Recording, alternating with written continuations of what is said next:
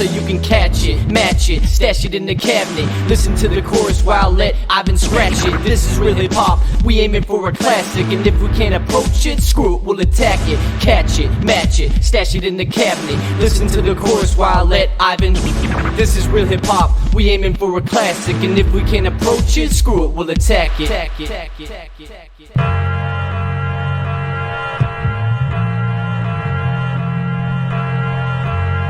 What you know about classic music?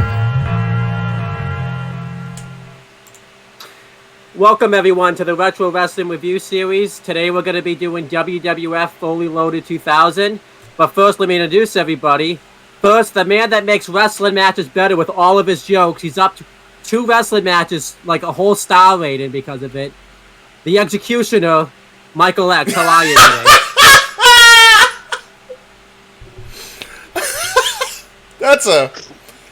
That's not even inaccurate. We've done 2. You're not wrong. No, yeah, that's fair. We've done 2 retros where we've upped 2 star matches because of him. So hi, Mike. How you do? I'm dying. You're dying? I'm dying. Why are you dying? What's going on? Dying. You're dying. Don't ask questions. Okay. This is my decree. I never thought it would happen with someone on their deathbed would choose to do a wrestling podcast, but it's happening. It's happening. It's the first time for everything here on FTW Productions. Speaking of which, I know. Can you imagine if it was entertaining? That'd be fucking nuts. Next, the person that's just a hologram right now. He's an anime character. Love it. How dare you disrespect this man? How dare you disrespect this man? It's Look not at an this anime. fucking absolute weeb. Look at this pile of trash. He wants to go to Japan. It's Fucking not an everybody you anime. answer the call going mushy mushy, you son of a bitch. He's not an anime character, is he? No, he's a real person, you dickhead. What type of question is that? Well, because he looks like an anime character. Yes, that's because that's his anime character. He's a real person. Yo, Jack, you're a real boy. How's it going, Jack? Hey, how's it going? What a fucking absolute shambles, but okay. And then the person that's been on the most retros other than me and than anyone else in the world, James the He-Man Hebert. Who also runs your channel? Pretty much, yeah. But my computer doesn't like to want me running my channel. Hey, you know what? You can help hostage. Hey, you know what? Shit's working out. So that's all I'm saying.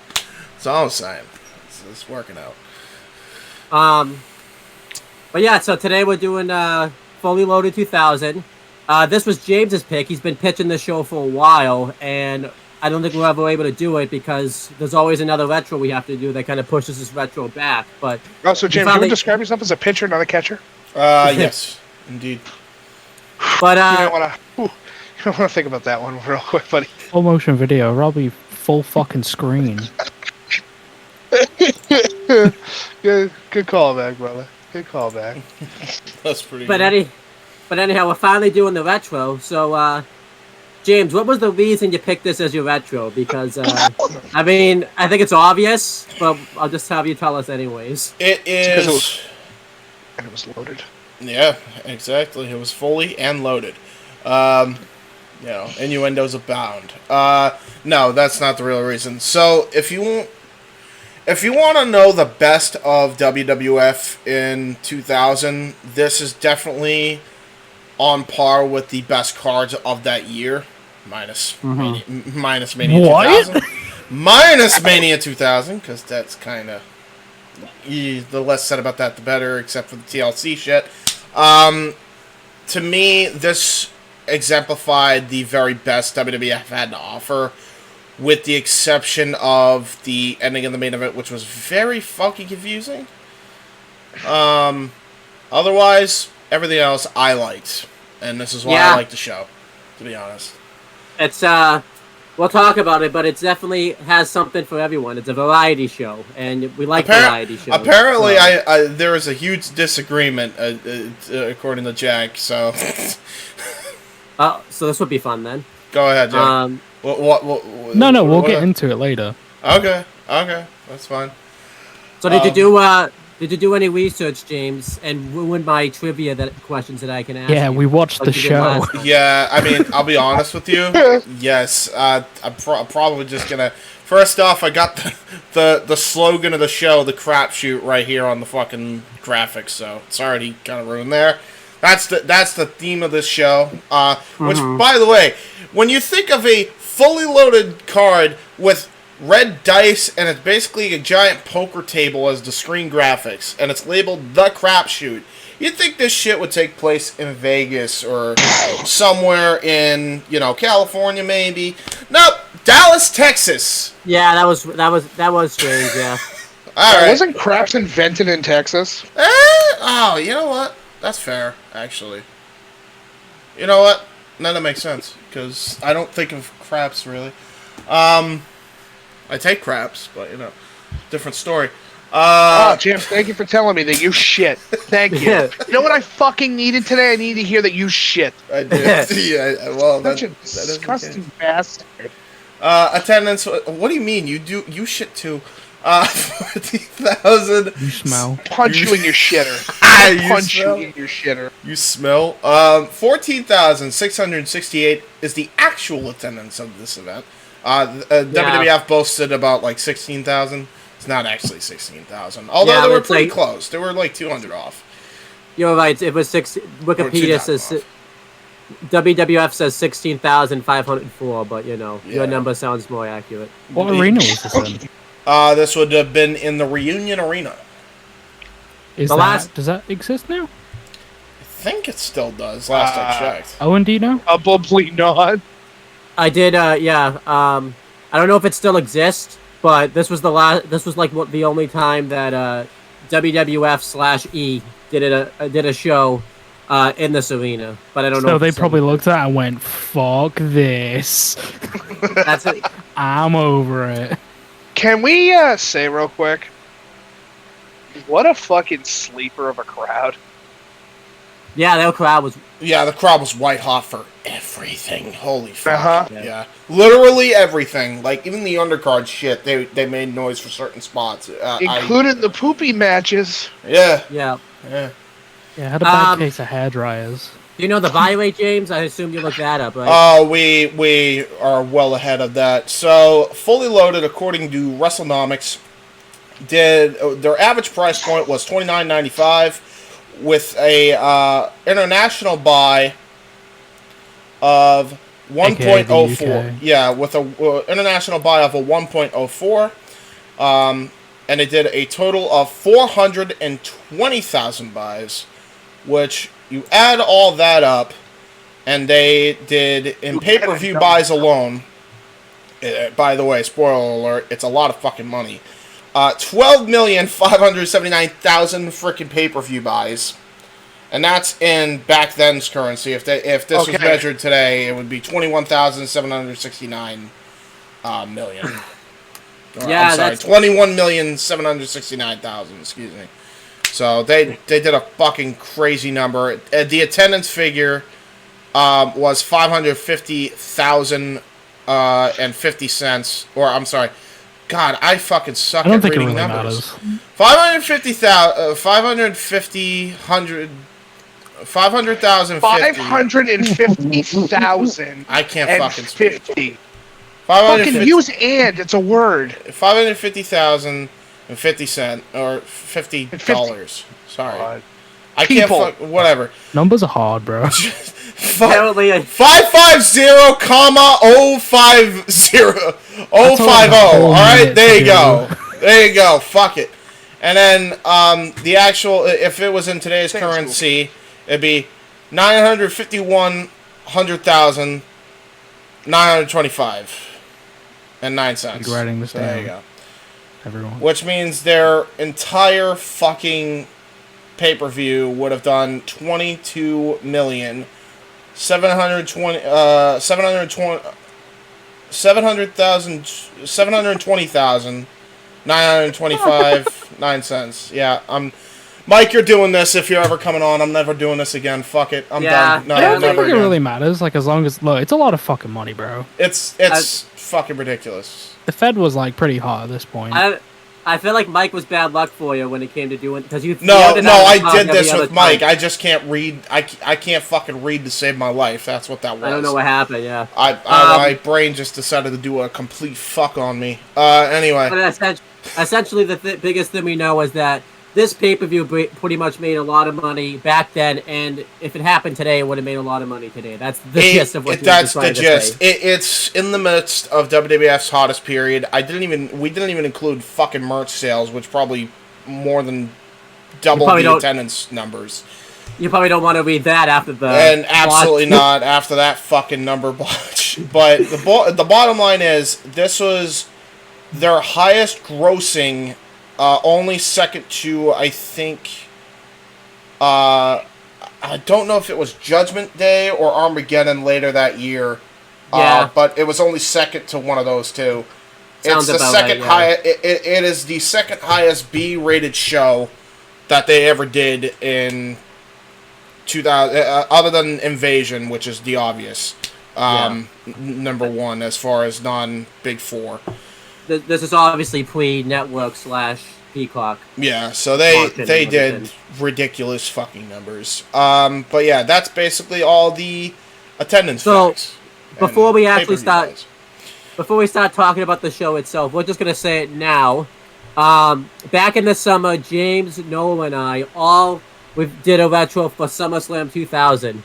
So we're going to do this retro as if you've watched that video, because since this pay-per-view took place a month before SummerSlam 2000, a lot of the stuff that we talked about, other than the matches themselves, but business-wise and everything, is all going to apply to that show. So basically, which means no retrospectives or biographies, even the short ones. Yay!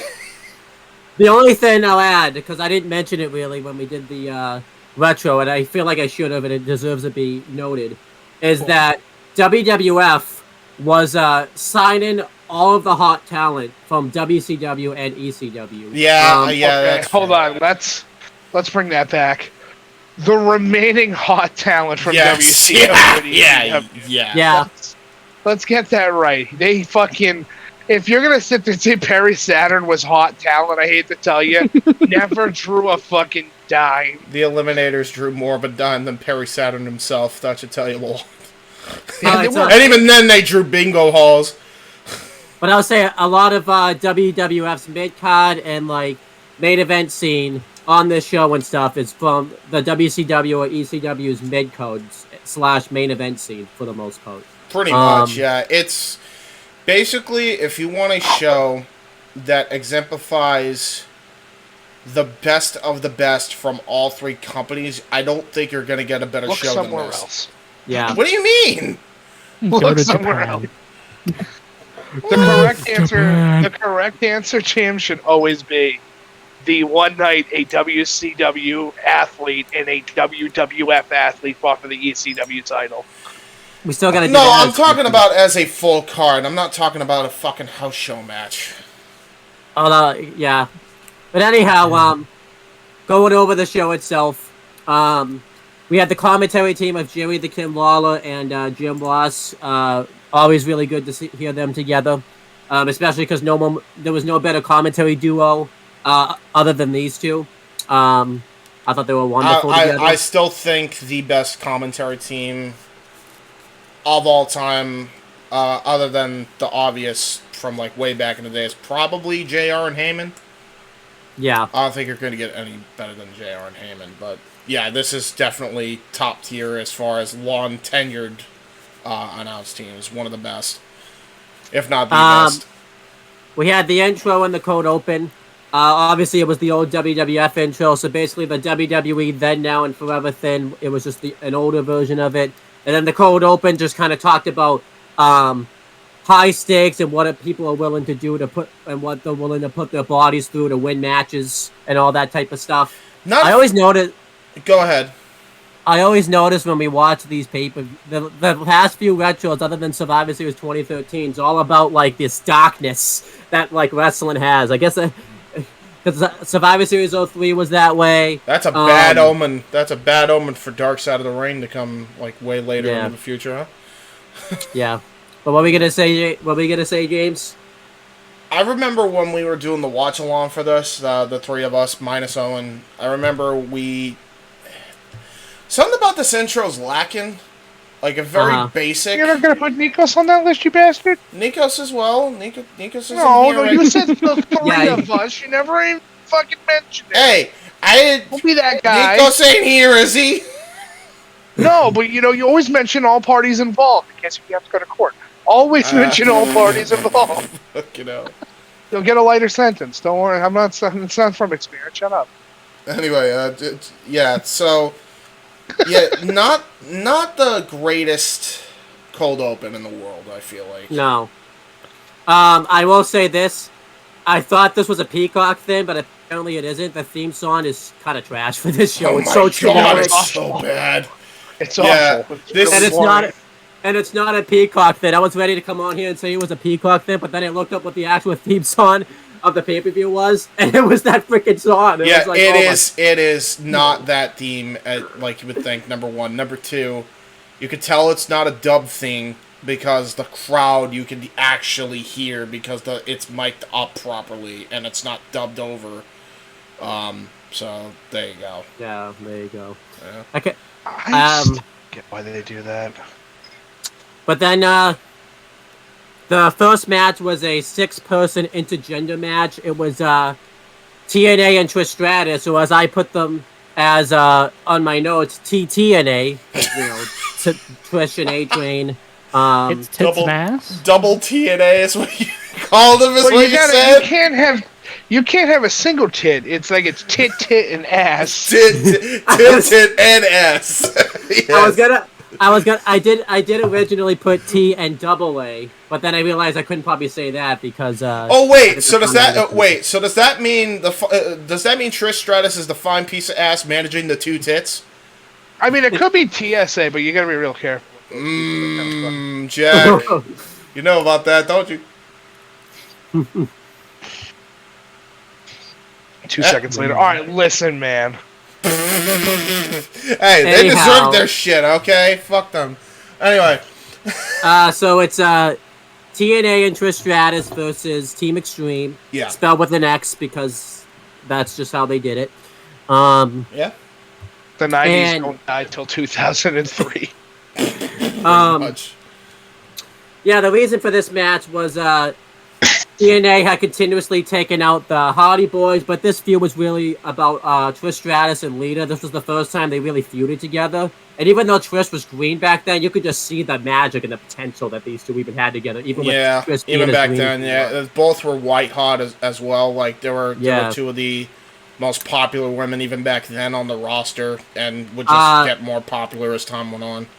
Eventually, the Hardys brought Lita back to even the numbers, and you just were seeing stuff like Trish Stratus putting Lita through a table, which was like mind-boggling because you would never see women take stuff like that back then. So this was kind of like this was an evolution.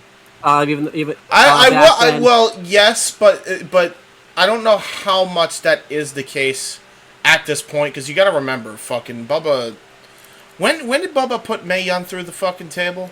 Or was it Mae Young or Moolah that she put her? Not like 99. Yeah, that was like not even like 11 months. 2001 that happened. Was it 2001? Yeah, it's quite early on in it. It was either like really late 2000s or like early 2001 that happened. I want to find out. I'll Google it in the meantime. Oh, okay then. But yeah, pretty much Trish and Lita were tearing each other apart. Trish had whipped Lita with a belt several times, and it led to this. Fucking shit. It led to this intergender match, and And Let's there you talk go. about the intergender match. The Howdy start off. Before you even state anything, Mike, I agree with your statement from the watch along. Honestly, should have been Edge and Christian in the spot. I don't know why she was managing Test and Albert. I will always go back to that. It just doesn't make any fucking sense. When you could, I think about that because they put that in like SmackDown versus Raw 2005. There was like a good storyline with all three of them. No, was it? I think it was 06 you're thinking of, isn't it? Or No, were they in no, both? he's right. Well, okay, it was the year of 05, but it's like the game. Yeah. 06. It was. If you want to be fucking It's twist your fucking mustache and go, well, actually. To answer the question, Jack, it was March 13th, 2000 for Bubba fucking Powerball. yeah. So Okay, so There you we're go. talking April, May, June, July. So that's 4 months before this. What month is this pay-per-view that we're watching? I don't even know. July. This is July. Yeah, there's July 7th. Okay, so that happened after this. Then. Yeah. It happened like Okay. 4 months before Okay. before those. So yeah. Anyway, you were saying sick. you were saying I just wanted to get that point out that Yeah, it probably would have been better if it was Edge and Christian, since it led to the TLC match anyways, because that was the next match anyways that they had. But We'll say right out of the gate. While I don't agree with the pairing of Trish with these guys, Albert and Test are a hell of a big Haas team. I agree. I love as Albert and Test as like a team. They're really good. I like Test. Yeah, He's cool. the Howdy start off really aggressive in this match. They use a lot of quick, high pace moves onto TNA, except Trish, obviously, because she wasn't in the match all that much. She is. Well, the camera loved getting on her like any second, like something Yeah. wasn't going on. Basically, yeah. They would cut. So she was a majority in the match, but she wasn't doing it. You could tell if. Tell me when you could tell Kevin Dunn is in the production truck. Every fucking 2 seconds, nothing's going on, and they cut to a shot of her ass. I mean, like that's Especially- what she was there for, though, right? Yeah, but I mean, you could tell that Kevin Dunn is in the production after you've watched shows now where he's not in production anymore, especially too. So is he not in production? Wait, he's not in production anymore? James, he has the scandal going on right now. Yeah. Oh, he's a part of To that be fair, I shit didn't know too. about that. Yeah. To be fair, I Oh. didn't know anything about that. Well, But I fuck. don't I wouldn't And put then, it past deal with him. rumors and innuendos. Rumors and hey, you know what? Yeah, more like in her endo. That's what he is. I was about to. I was about to go there. Same wavelength. Anyway, You weren't quick enough, James. yeah, I know. I'm slow. Anyway, Owen. Show yeah. me something. So eventually, Albert hits a really cool pump handle power slam onto Matt Hardy. That was cool. Dominate him. Before you continue, I'm sorry, I keep cutting you off. Why is Albert doing a fucking lucha spots in the beginning with Matt? Because he Oh, that was can't. hilarious. Well, no, He had nothing better to do. Clearly he can't, Mike. Otherwise, He can would do be- it. It's just it's Listen, a man, size he- thing. Yeah, it is. Listen, he had a participation trophy. We had to hand it out to somebody. No, so Albert can do this. It's just a case of like Matt's quite short for him, and like it's not a size thing of like how big the dude is. Like he's just really tall. So like for him to try and do this, it would have worked if he'd done it against someone like Taker or Kane or Rikishi. You know, someone that's actually got some Big fucking quiche. big quiche. Turn it Yeah, up. if he'd done that to like someone else, but like because Matt's quite fucking short, dude. Yeah. Right, fair enough, but what the fuck? They dominate Matt for a bit, Yeah, and dude. then eventually A-Train goes for the cover / Albert, and Jeff Hardy actually breaks it up with the corkscrew senton, which we know is today is the Swanton Bomb. That was a cool breakup. Was it? No, the corkscrew senton's whisper in the wind, isn't it? It's the Swanton Bomb. That's what they called it on this show. So I'm just going based off Well, what they said. corkscrew senton is whisper in the wind. That's incorrect. But Sorry, James, can you push up those glasses a little bit more? okay. And then eventually Jeff gets the hot tag, and he starts taking out everybody. Hardy's hit poetry emotion on Test, and Eventually, Lita finally gets tagged in, and she squares up against Albert and actually holds a load against Albert. She was hitting a lot of really cool head scissors and suicide dives on Albert, which was awesome to see. Eventually, she gets cut off by Albert and hits the sit-down choke bomb, but but the Hardys break it up before Albert can get the win. There's Look, one the big spot. fucking whoopsie. True. There's one spot in the match where Jeff Hardy gets power slammed by Test, and you just hear him do like this really weird scream when it happens. It was the weirdest thing I ever heard. It's also probably him not selling because that shit probably hurt. Yeah. And then eventually, it's finally time for Trish Stratus and Lita to have their face off. Of course, Trish chooses not to come in until Lita's already been laid out and everything. She starts kicking and just doing all these types of stuff to Lita. Eventually, the Hardys interfere, and it allows Lita to hit the moonsault onto Trish Stratus, and she gets the win. I thought the right team went over here because it was a way for Trish Stratus to finally get her comeuppance and everything. Well, like that. I mean, she didn't get her comeuppance until later in the effing show because they decide, they got to get their heat back. Yeah. Like, right after they win.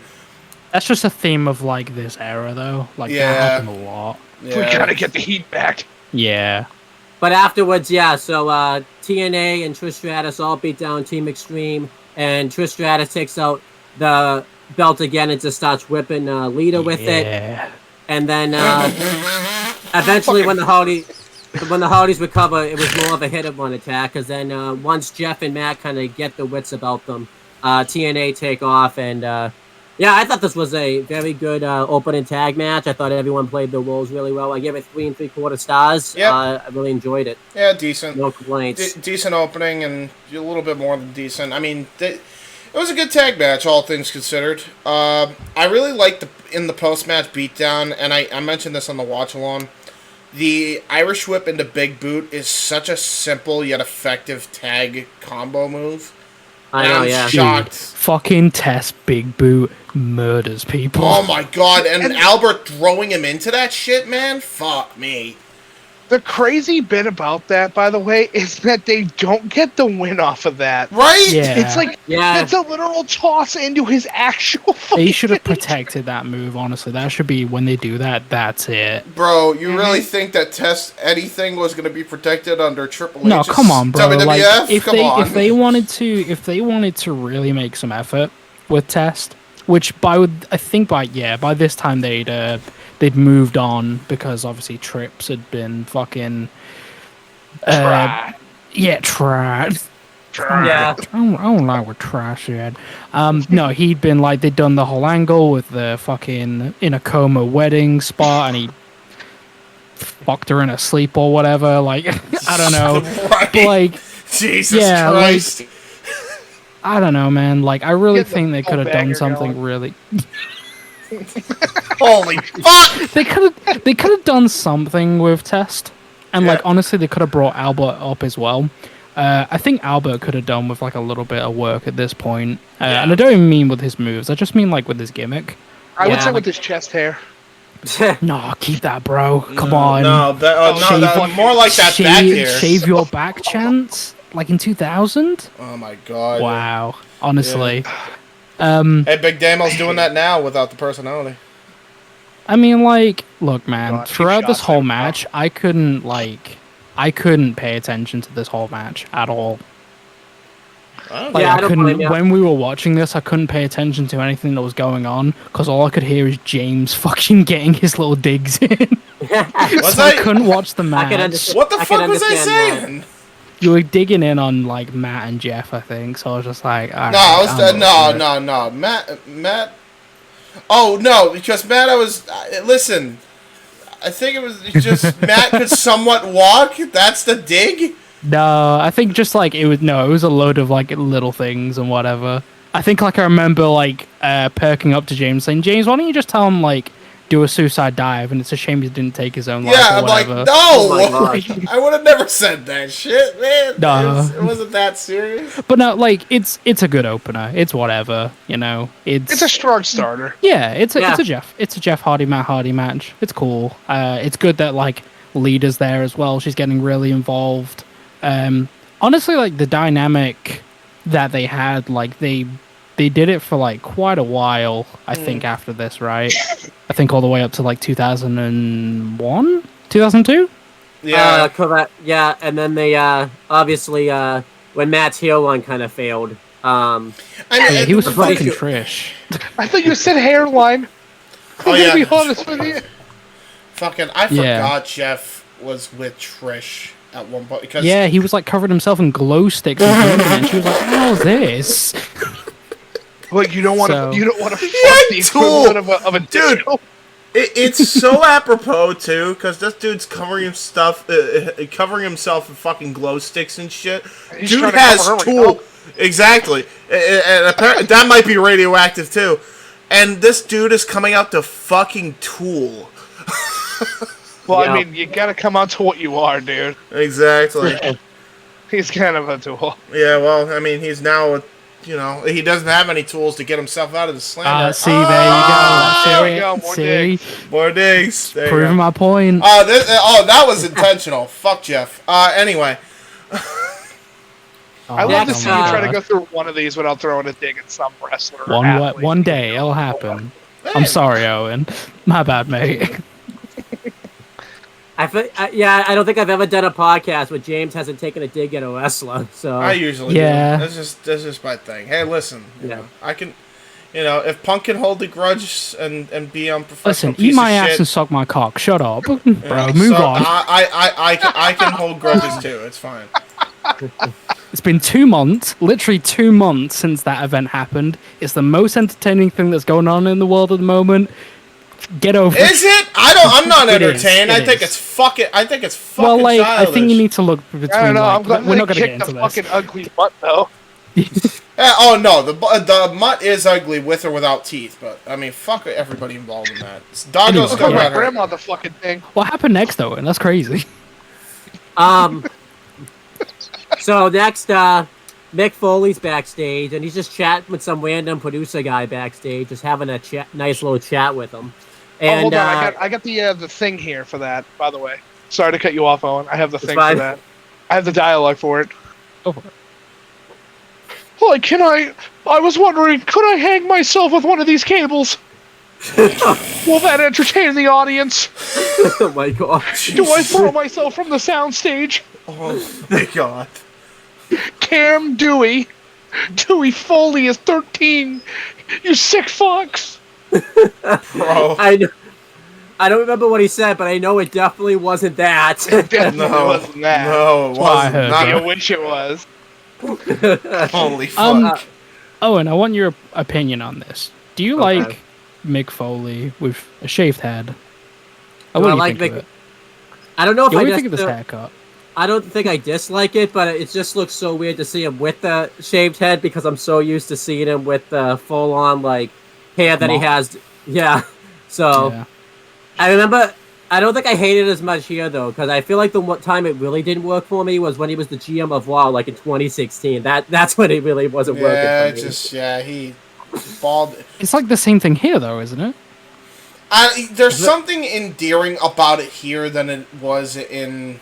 I think it's just you can see the grace in 2016. To be honest, like he was still had some youth, whatever the fuck was left of it, that wasn't going through tables and thumbtacks.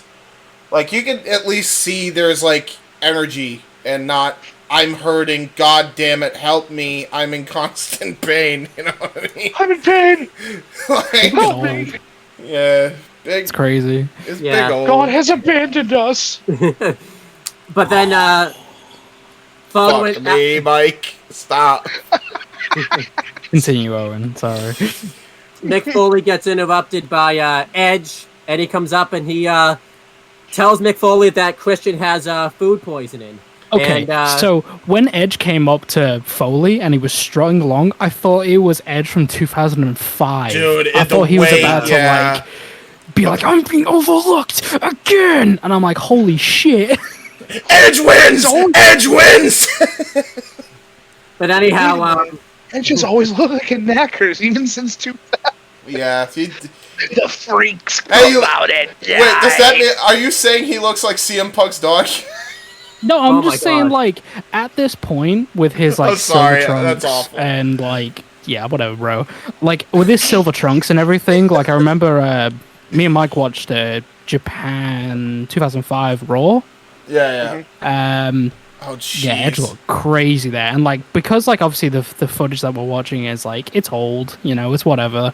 Yeah. From a distance, Edge looked like he was straight from 2005. I think it was because he taped one of his hands, but then I saw, like, his other hand was, like, taped up in pink, and I'm like, alright. This is a 2005 Edge. Yeah, this is not 2005. Yeah. And he's Fuck like, Susan G. Coleman. dude, this totally reeks of awesomeness. Oh my God, Mike! Mike! You want to repeat that? What? You heard me. Susan G. Coleman? He'd Yeah, fuck fuck Susan G. G. Coleman. Coleman. Yeah, fuck those. Yeah. Oh my God. But anyhow, so Edge comes up to Mick Foley and he tells him that Christian has food poisoning, and No. Mick Foley instantly doesn't buy this. He believes that Edge and Christian are just making it up to get out of the tag title match. However, Edge says, "Come with a doctor." No, I'm serious. And Yeah. if you really need like proof, just send a doctor.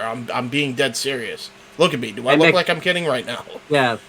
Mick Foley says that he'll send a doctor in, and there's going to be more with this later on the show. But And he said, thanks a lot. And then, he's still kind of skeptical, obviously. Because Yeah. by this point, there have been so many shenanigans between Foley, Edge, and Christian. Which, by the way, some of the most hilarious segments are with Foley, Edge, Christian, and later Angle. Oh my fuck.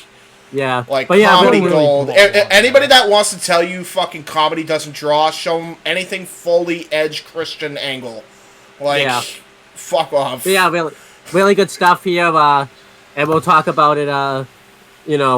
We'll talk about where it leads to. Yeah. Next, this was really good backstage. It made me laugh. So the Undertaker arrives, and he's gunning for Kurt Angle, and he just sees Kurt Angle in the hallway, Yeah. and he tries to run him down with his wicked motorcycle. Bro. I think the best part is Kurt Angle locks himself into, like, I don't think it was even his locker room, but just some random guy's locker room. And Undertaker has to, like, stop the motorcycle. He kicks, like, the door down, and he rides the motorcycle. No, he tries to. He has to reach over to pull the door open. Yeah. Dude, that must have sucked for And then- Taker. Oh my god. And then he rides the motorcycle into the locker room. Bro, and and I have to mention this too. So Undertaker's clearly not going full speed because obviously he's in a fucking hallway, but he's going fast enough that no other man other than Angle could be able to outrun this fucking motorcycle.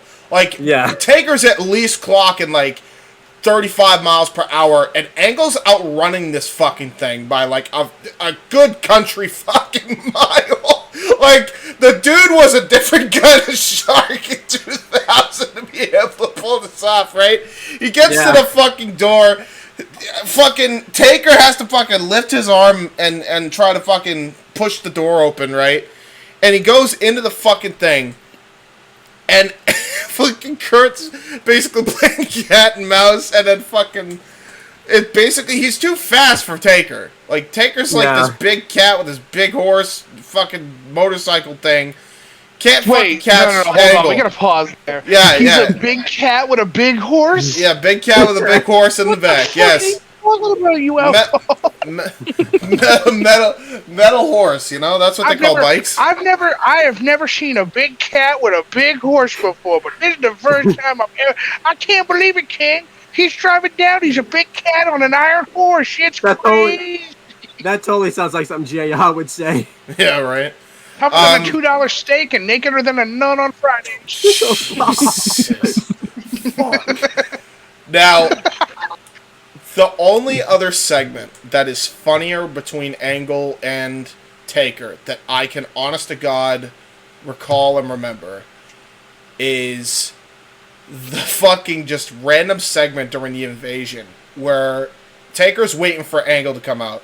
Hey, yo, Kurt, come on out already. And Angle comes out with he's got like some swim cap on as a bandana and fucking swim goggles. It's the fucking stupidest shit ever. And he's like, you know, something about asses was the whole idea of it. He just said they're a horse's ass or something. Like, it just, you gotta watch this. I can't even do it justice. Oh, Go watch he's the been trying second to bestiality sex since 2000. Exactly. He was fucking people's wives since 2000. Yeah. This was on Percocet since 2000. Probably. Angle's one of my favorite wrestlers at this time. Like, Yeah, for a long time, and when everyone, like, left, like Rock and Austin left in, like, 2003, 2004, like, Angle's still there. Like, he was like, alright, well, I'm gonna, like, push up to the plate, and he started being serious, and people were like, whoa, fuck. Yeah, man. Holy shit. Bro, Angle is so... There will never be another performer like Kurt. Never. No, he's one of the ever. greatest. He's one of the most gifted fucking athletes of all He's time. literally an Olympic gold medalist. I know, like, that's like a gimmick that's oversaid, but he literally, like, he went to the actually Olympics and won a gold medal. Not just that, but it's like, just in general, like, the idea is, like, he is a guy who's a legit collegiate wrestler who won the fucking gold medal, right? And he took to pro wrestling like a fish in fucking water. And not only did he take to pro wrestling, any style you give him, whether it's the sports entertainment shit or the type of wrestling that he has to do in ring, nails it out of the park every fucking time. Like, and that's the key thing, right? Is while Angle's great at wrestling, he's a fantastic wrestler, but he's a fucking really good entertainer. yes, I agree. Yeah, He's fucking funny. He's been pretty natural at it since I would say his first day in the Fed. Yeah, I can't sit there and say I can like I have a bad Kurt Angle fucking moment that isn't like clearly somebody is writing his dialogue. He's just natural. The way I can sum it up, and this is just Kurt Angle's whole career. I think it's not natural. It's the steroids in his body. Well, that's God. true. That's accurate. But the way I could sum up Kurt's career is this: you can have him have technical marvels with guys like Benoit, Brock Lesnar, even later on in his career with Zack Sabre Jr. at one point in Progress, which is like in the twilight of his fucking career by that point, and it was fucking great. You could have him do Strong style with the likes of fucking Shinsuke Nakamura and get a belter out of him.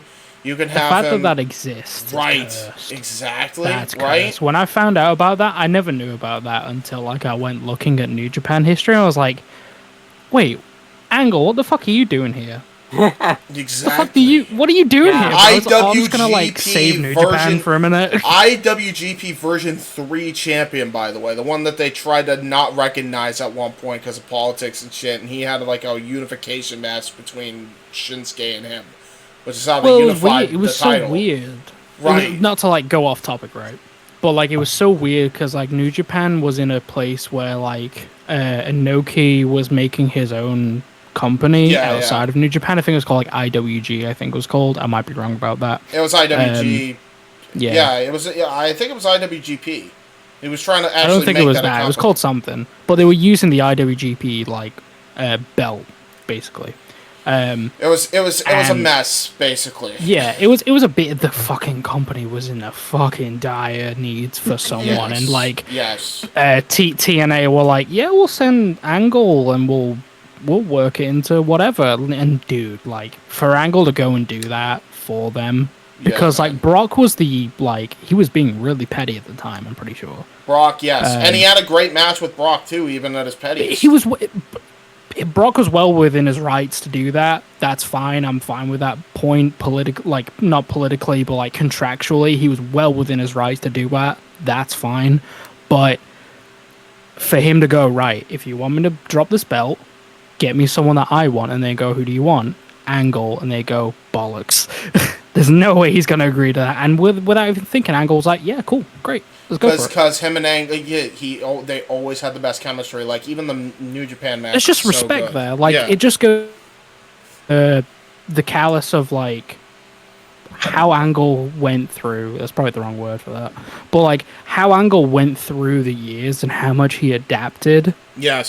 To just different styles throughout the world, throughout Right, like the because- entire world of wrestling. Like his matches it's with crazy. Right, because I was about to say, like, his matches with Abyss are fucking nuts. In TNA. No, he can, because he's a fucking multi-talented athlete. He can work with anybody. He's a multi-talented athlete, and Except for Hurricane Helms. any segment you put him in, like, it doesn't matter who the fuck's writing the show. If it's Vince McMahon, if it's Dixie Carter, if it's Vince Russo, if it's Triple H, if it's Stephanie at one point, if it's Heyman, doesn't matter who the creative direction is. Put Kurt Angle in the segment, knocks it out of the fucking park every single time. It doesn't matter what the fuck you put him in. Dude, this dude in TNA, and you can watch the Deadlock interview if you have not seen this, or actually watch the fucking entire segment. He's butt fucking naked because his Armani suits got stolen, his championships are stolen, and he's on a fucking table with a bunch of writers all over the table, and he's just screaming at them, beating people up, butt-ass naked. And you would think this would suck. It's the funniest shit ever. It is so goddamn entertaining. It's so good, man. Like, these guys had no idea what was going on, bro. They didn't know what to do. Like, dude, they were just... Anyone in that room was screwed. Dude, Angle was, like, even... other than AJ, Angle at that point was... Whatever company he worked for was Mr. That company. He would be Mr. WWE after everybody left. He'd be Mr. TNA when he first joined. Like, even more so than Styles in some cases, like, especially early on, he was the guy for TNA. Anything you gave him, he'd do it.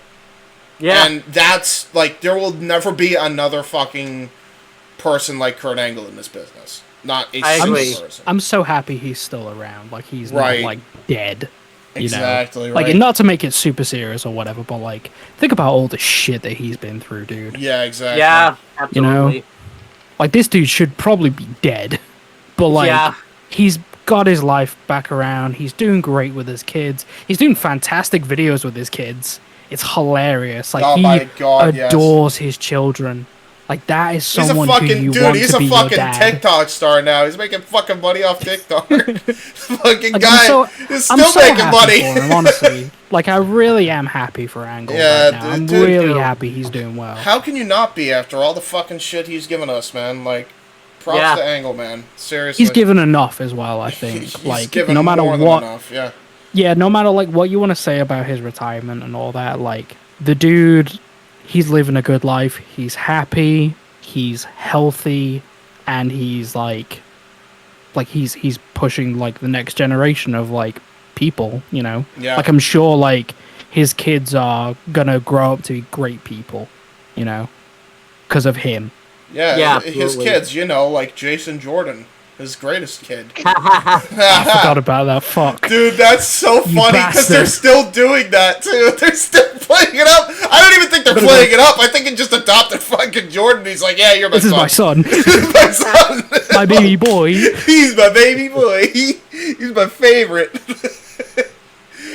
Yeah, but that could have been so good for Jason. Bro, I hope there's one day where his kid's older, right, and they're still doing TikTok, and they do a My Black Son parody on TikTok. Oh that my God, has to that'd be be awesome. a thing. That has to be. That was the meme throughout the entire time that was happening. Yeah, yeah. Family photo's so good. Thanksgiving. Yes. Oh my God.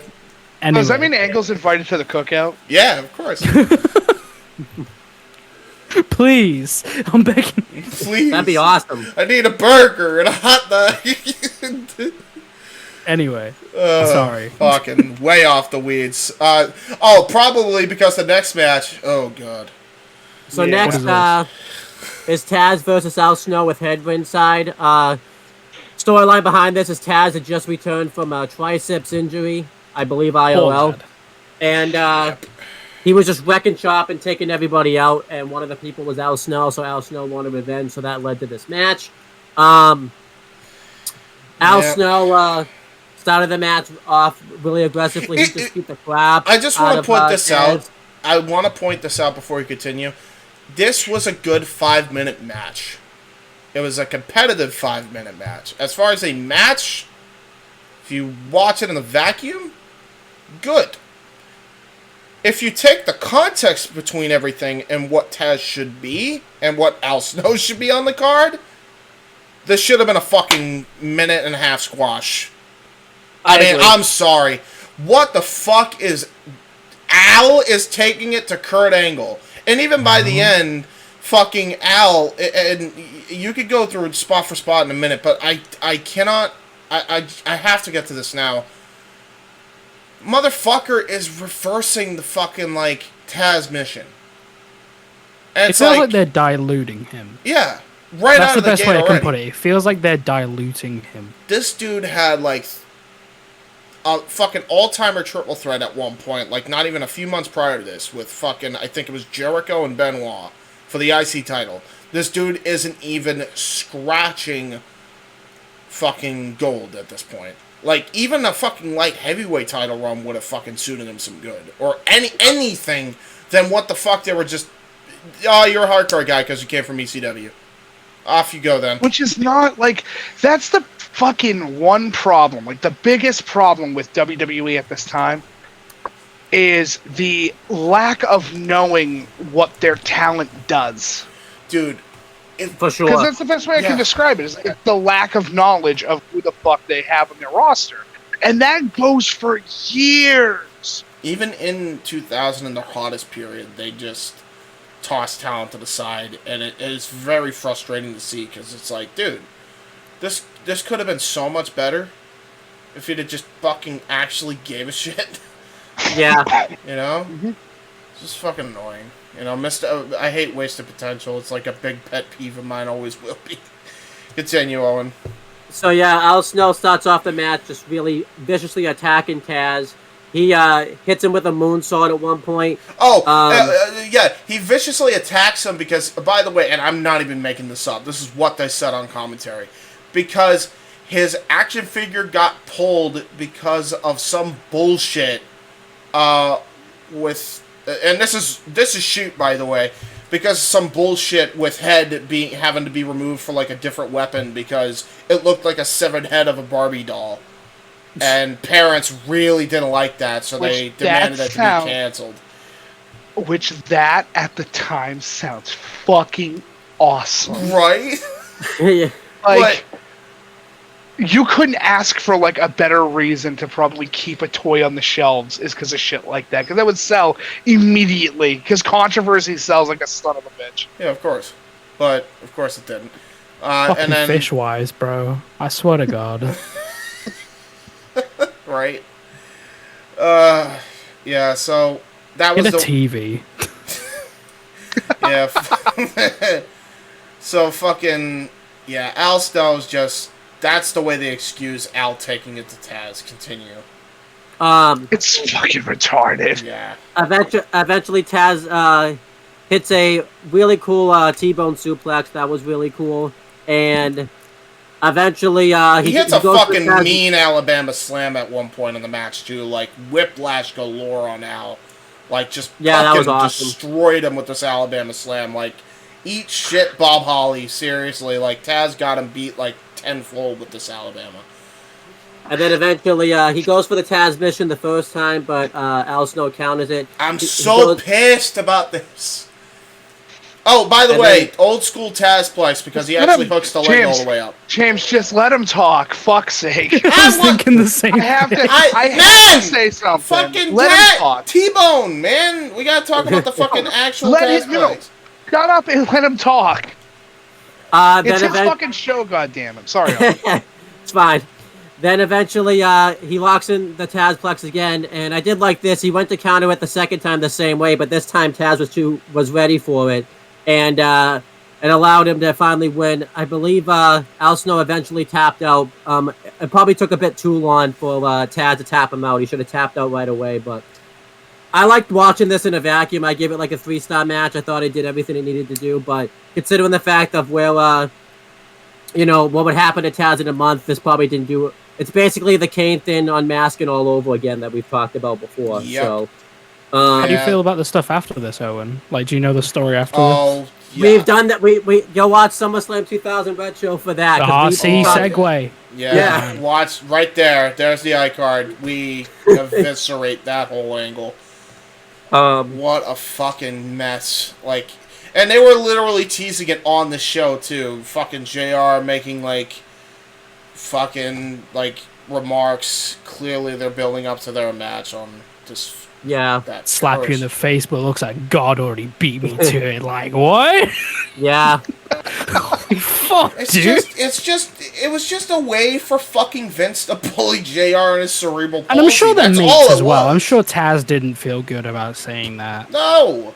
He's probably sitting there the whole time in the back going, I really don't want to do this. Dude, Taz outright said he didn't want to do it on his probably podcast JR said. on. Probably JR probably said like, "Oh, don't fucking worry about it." Like, as long as I get to slap the shit out of you, I don't give a Bro, fuck. It should do it. Make some money, kid. Like, Yeah. I bet he said that. He said, "Let's make some money." I bet you that's what he said. Yeah, and by the way, newsflash, it didn't make money. It didn't draw a dime. But yeah, Michael Kuzon, is there any additional thought you have about this match? I would give it like a 2. That's my best thing to put it. Is like, I agree it's with not Mike. awful. It's not great. It doesn't try anything new. It just does something. Yeah. Yep. Accurate. Yeah. Yeah, in a vacuum, like, this was fine. Like, I got a bit annoyed when, like, Al tried to get out of the Kata Hajime, but, like, it's a fine match. I tried to excuse it away, too, because it's like, well, Al's an actually good wrestler, and then Kuzan immediately said, I don't give a fuck, he's Al, because I'm, like, trying to think of Tough Enough Al. Hold on, Mike. What if they instead, like on commentary, they went, oh, it's because he's from ECW and he's seen how that move's been applied like 100 times. Oh. So he would know how to escape at the first attempt. Yeah, that would make sense. That would be better. That would be way better because at least it's like, yeah, no shit, because he's seen that been applied like every fucking night. I'd agree. Yeah, just some kayfabe. I'd agree with you if it was Sabu in this spot instead of Al. Because Al never could fucking find a way out of the Taz mission in ECW. Oh, really? He never got out of it in ECW? No, he did not. As far as I remember, there was not one time... Yeah, Taz was, like, really protected. Yeah, he was, like fucking, super protected. Yeah. He's probably the second most protected superstar that ECW had at the time. I'll be honest, if Shane Douglas wasn't fucking reversing out of that shit, I could guarantee you Al wasn't. Shane I agree. Douglas. That's a name I haven't heard in a long time. And listen, I'm not saying Shane Douglas is great or anything. I'm just pointing out. No, that I was just saying that's just a name I haven't heard in a while. Yeah. Yeah, I like Taz, dude. I think he's cool. I just wish the WWF liked him. You know? Exactly. We all agree. Finny Mac, why don't you love me? Why don't you love me, brother? Why don't you love me, brother? Next backstage, to just break down these segments real quick. Edge is backstage, and Mick Foley comes in with the doctor, and we hear Christian throwing up in the stall, and he comes out, and he just looks like hell, and the doctor examines Christian, and says that Christian's unable to go, so Mick Foley apologizes. Like, we have to defend their tag team titles. We're the most winningest tag team champions of all time. Yeah, that was great. And then Mick Foley apologizes for not believing them and postpones the tag title match and says that they don't have to defend tonight. More on this later. And then backstage, Triple H and Stephanie McMahon, the McMahon-Helmsley regime, are backstage, and Stephanie McMahon has all these flowers. If you watched Sunday Night Heat before this, apparently they did more with it there, but we couldn't really find it anywhere, so that's why we're not really going to talk about it. But Stephanie McMahon had Triple H asked about them, and Stephanie McMahon had assumed that Triple H sent them because she's his husband, he's her husband, and all that type of stuff. And Triple H says, "No, I was gonna send you flowers, but I didn't think you needed them," to kind of save himself a little bit. Hitbox. Oh my god. Right. And then what a backhand to your fucking wife. It's like, Yeah. I was thinking about it, but like, Yeah, you don't really need them. Get fucked, dude. that was Being I know married that you felt sucks. like it, sweetie, but hear me out.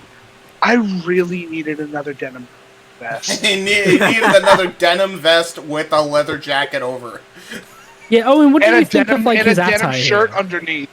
What do you think of the attire here? The fucking like baseball like jersey or whatever the fuck. I mean, I think Triple H looks pretty cool, but sometimes I think Triple H like tried to look too cool, if that makes sense. Like he was trying too hard You sometimes. look fine today. Hey, Yeah, that fucking that Triple doesn't H come just till sucks, later. dude. Dude, And Triple H then, fucking stunk in this. Like, it was so bad. I felt really bad for Stephanie. Yeah, well, I mean, he And is then- a heel, so... Yeah. Then Triple H reads the card of one of the flowers, and it's Kurt Angle's catchphrase. Oh, it's true. It's damn true. And yeah, Triple H gets pissed because this was when they were starting that Kurt Angle love triangle storyline. And yeah, that's really all that happened. Yeah, Triple H, big fucking Kurt Angle mark. Yeah. Seriously, get your own gimmick, bro. Bro, it's... You know what's weird, though? Because later we find out it's, you know, spoiler alert, it's fucking Spoilers. Jericho. Wow. Right? But it's like... I always thought it was fucking very odd that, like... Because anytime Jericho and Stephanie were in a fucking segment, there was some weird-ass tension every time they were on screen. It was actually, like, uncomfortable sometimes. Just a bit. Do you want to have sex with me? Yo, Me too. me too. Man, you know, shit could have gotten wild, Dude, man. If, Fucking okay. Not to go off of what you just said. I don't know what fucking episode this was. There was like a segment between Jericho and like Stephanie. Like Jericho like presses her up against like a wall or something or gets in her face, and she looks him up and down and goes, "Yeah." Yeah, sure. Jericho's fucking career died there and then because Stephanie was not intimidated. She was horny. Like that destroyed Jericho's career politically. Yeah. It was gone. yeah, Dude. Like at this time, like Was if was she that in wasn't 08? married. No, it was around this time. It was no, Okay. it was the Raw after WrestleMania Yeah. that happened. yeah. Raw Yeah, after I remember WrestleMania, it. there's a segment between Stephanie and Stephanie and Jericho. Fuck. Oh my god, dude. Poor Jericho. Like, Yeah. imagine if they didn't get married, Triple H and Stephanie. Imagine what could have happened. Oh Yeah. no, Jericho running the fucking company. Oh my Holy god, shit. dude, Jericho! Oh, no. It would be Jericho Divorce. Appreciation Society all over again. Jesus Christ! Yeah. No, fucking okay. For real, like it's almost like Vince had a weird obsession with just putting her with random dudes and having her in these love triangles. I want you to Yeah. kiss my daughter. Like, Oh my it's god, fucking dude. There's like on, a GIF. bro. Did we ever talk about that? Actually, Owen, did I ever send you that GIF? I know the storyline that apparently Vince wanted to be the baby daddy of Stephanie McMahon's daughter. Nothing will ever be creepy. Say that again. And I Say it think again for the people in the back.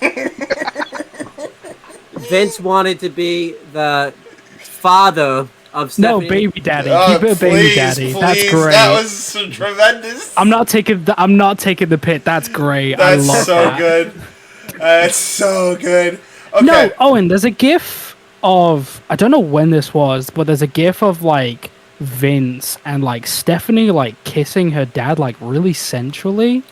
Yeah. I'm like, why? You need No, to no, send no, me. no. That's not the creepy one. That's not the creepy one. See, everybody goes for like Vince kissing Steph. That's not weird. Eric Bischoff in a fucking Vince McMahon Mask mask takes her Yeah, in the that- coffin and kissing her. turned her Bro. on enough to slam the competition. Okay, I understand what you're saying there. However, kissing your real life dad for a wrestling gimmick, that's straight up fucked.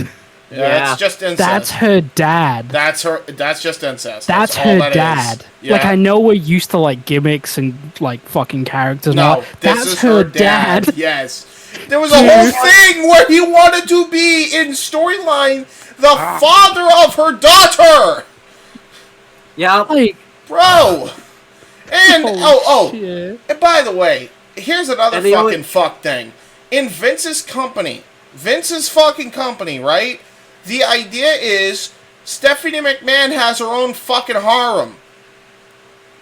Yeah. Like, seriously, Reverse that's all harem. serious. Like, from fucking Taker, even though it was by force, the fucking Test, to Triple H, to Angle, to Jericho, to fuck me, to her own dad, Bischoff. It's Stephanie, fucking Have you wild. ever heard of the story of Goldilocks and the Three Bears? Oh no. Oh my gosh. Papa Bear's about to impregnate Goldilocks. Ah, Oh, Yeah. So like, Turns out Goldilocks is also baby. no. Bro, EBGBs galore. Please move on. baby daddy. let's Please. move on. So I'm gonna. Anyway, Owen, please continue. Stop. I bought you another bear.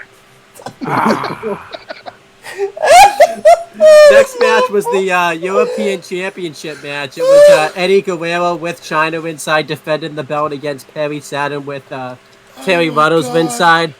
This was good. Oh, and Cena. Yeah. I forgot about Cena, by the way. The reason for this match is Eddie Guerrero and Perry Saturn came into WWF together as part of the Radicals, but then they went their separate ways because I think WWE lost interest in it. So obviously fuck Eddie Guerrero was doing his thing with Chyna for a bit, and on Was good. SmackDown before this, I don't think they had a match, but there was an angle where pretty much I believe it was Perry Saturn was gonna lay out Chyna, and Eddie Guerrero took the bullet for her. So that led to this match pretty much. It's so It was And- good shit. By the way, I found out something, by the way, Jack. You said splitting up the Radical is the best thing they ever did. And I think I so. originally agreed with you. I mean, they eventually did anyway because the two biggest names went on to do better things. In the short term, I'd also agree with it, except they split up the Radicals in early 02, only to then reunite them for a fucking Survivor Series match onward up until fucking Mania 17. Oh well, they just Yeah. shouldn't have done that. Right. No, that was I'm like, stupid. what the fuck? What's Yeah, that the was point weird. of what They was should the have point of the split it. They split? done it. Right. Now, But then- hear me out. If Go we on. got the chance to get part of the Radicals to stay as a faction, get rid of Perry, right? And Yeah. waited till 2003, bring back the fucking thing later, and added Ray and Chavo? Ooh, that would have been good. Fuck me, that's the most talented faction ever put in the WWE ever. Yeah, probably. I I like mean- Dean Malenko as well. I'll be He's hon- not exactly charismatic, but he's a good wrestler. If they Yeah. really wanted to do the Radicals also and fuck Saturn, and if they really wanted to do it at that point, I think S.A. Rios would have been the fucking fair shout, to be honest. Yeah, that would have been cool. I'll I be don't know about honest with that you, Rios wouldn't have survived. Probably not the way Vince was treating him, but Lita would have drowned him. well, yeah. Well, I'm thinking the idea is okay, well, because Rios and Eddie had a tag team match, and they had really good chemistry together. So that's why great. I'm thinking Rios would have fit right well with the Radicals if you really wanted to do it around that time. But I think it's about real life chemistry, though. yeah, Sorry, it's Owen. true. Fair enough. But going through the match, what's her name? Terry Reynolds is too afraid to deal with Chyna or Eddie Guerrero, which you really can't blame her. So she just goes to the back. She just basically takes off to the back. And throughout the beginning portions of this match, of Eddie Guerrero and Chyna just shit all over Perry Saturn. He gets fucked up by them in this match. That's such a fucking beatdown, bro. Yeah, honestly, I'd be sitting here and probably complaining because they were clearly meant. I think Guerrero and Chyna were clearly meant to be the baby faces, but to be honest, they were so over it really didn't even. And it fits with Eddie's thing, even though he wasn't doing the lying, cheating, and stealing gimmick. like as a gimmick. Really, I feel like Eddie always kind of had that as his gimmick, even if it wasn't his gimmick per se. So Yeah, true. That's for true. eventually, Perry Saturn takes over with a Gorilla Plus, like side slam on into the ring, and he just really starts pounding away at Eddie Guerrero. Eventually, Guerrero mounts a comeback. He hits like 2 and like 3 suicide dives in a row onto him. And yeah, eventually, Perry Saturn's on the outside, and he clotheslines China over the Spanish. Well, no, it was the Spanish announce table, and it broke. It wasn't supposed to break. I don't think. Hugo and fucking Carlos always got fucked. They're just like, it's like a never-ending rib by Vince. Let's fuck up the Spanish announce table, pal. Hey man, if they're getting paid, you know. Yeah. Unfortunately, this time I don't think it was. It was clearly supposed to break on this show, but it definitely wasn't supposed to break there because it gave way too easily. Yeah, I wonder what spot that would have been.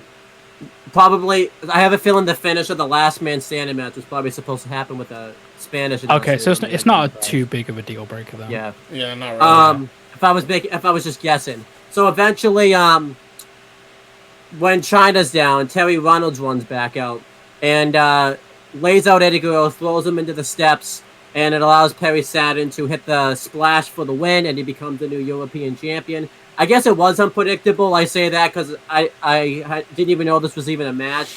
I kind of assumed that Perry Saturn won since by SummerSlam 2000, Guerrero and China were like challenging for the IC belt, but I didn't think, because they did title changes so often, the Attitude Era, they could have easily like lost the belt on Raw or something. Yeah. Yeah, who the hell knows at this point. But I really liked this. I thought it was because honestly, I didn't really think Eddie Guerrero really needed to be the European champion anymore, considering the fact that he was so over. The IC title just felt like the next step for both China and Eddie Guerrero. And his arm was still fucked, right? He'd only just come in. I believe so, yeah. And it was a good way to recover Perry Saturn because he was the only one that really wasn't getting much out of the Radicals splitting up. So good way to recover him. He didn't get much for actually being in the fucking Radicals. Yeah. Yeah. I mean, in reality, he was the least most important member of the Revolution, which is just the offspring of the Radicals, minus Shane Douglas. But I gave the match 3.5 stars. I thought it was really good. I thought Eddie Guerrero and China were really good here. It's just crazy, by the way, because I never even knew this before I started watching these shows. I always knew that Eddie and China were like obviously a thing, but I didn't realize that they turned face from it. I thought they always stayed heel. So they were so good together, man. Yeah. Considering the fact they had incredible chemistry. Considering the fact too that Eddie ends up turning back heel after China disappears for a bit anyway, so it's kind of cool how that happens. And then he keeps saying every single night, "Where the fuck is China?" Yeah. And anyhow, hold on. Like, big thing to do with this. The match is good. The only thing I could think of this whole match was like during Perry Saturn's entrance is it was like stock footage that was used during OSW. That's the only thing I could think of with like Perry Saturn with his hands on, like walking towards the ring with his arms on his hips, looking sideways at Guerrero. I'm like, I've seen this somewhere, and I'm like, oh yeah, it was some used during like an OSW review. Right. So. I will say also, like, a thing that bugged me about this match is Terry and her involvement the whole time. Like, she's just not great. Well, she's doing her job then. But no, like, not even like that I would boo her. It's just like, dude, what are you doing? Like, I don't know what she's doing, like, what's her actual involvement here? It's like, they were trying to involve her because she looked nice. And, like, whatever. And, yeah, I don't know. It was whatever. She didn't have much to offer in that regard.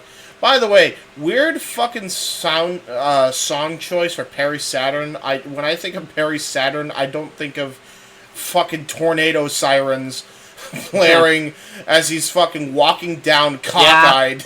Like, now, if Perry Saturn came into the WWE during the early 90s when they were doing jobs as gimmicks, how fast would he be in the fucking Max Moon costume? Yes!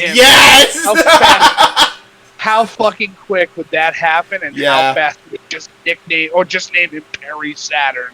Yes. Oh my god, it actually would have worked too, to be honest. Max Probably. Moon, Perry Saturn, he uses the fucking Rings of Saturn.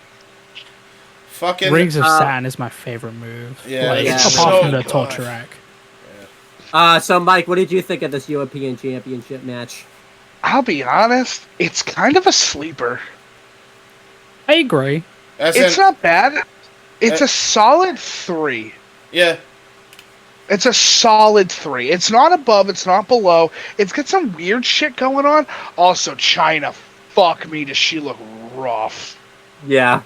Oh Yeah. my god, dude. Like, Like, you could This tell the was roids after. are at full fucking effect. That and This I was, think like, the break. after. Yeah. The breakup is hitting her hard. Yeah. yeah. Holy fuck, dude, her fucking massive tits. Like, Jesus. Yeah. Like, as soon as like, cause like Eddie Guerrero's theme hits, I'm like, oh, cool, it's Eddie's like, no, it's China. Definitely China. And all Yeah. you can see is China. Because Eddie's quite small this time, if you He think is. about it. Yep. So, You mean he looks like a luchador, not a roid addict? yeah. Roid did him a you- goose. What did you think of this match, Kuzan? Yeah, like I agree with like Mike. Like it's a bit of a sleeper, but like it's good to see Eddie, and I like the chemistry between China and Eddie. Chetty. It's it's just unfortunate that like Chetty. of what was going on like politically at the time.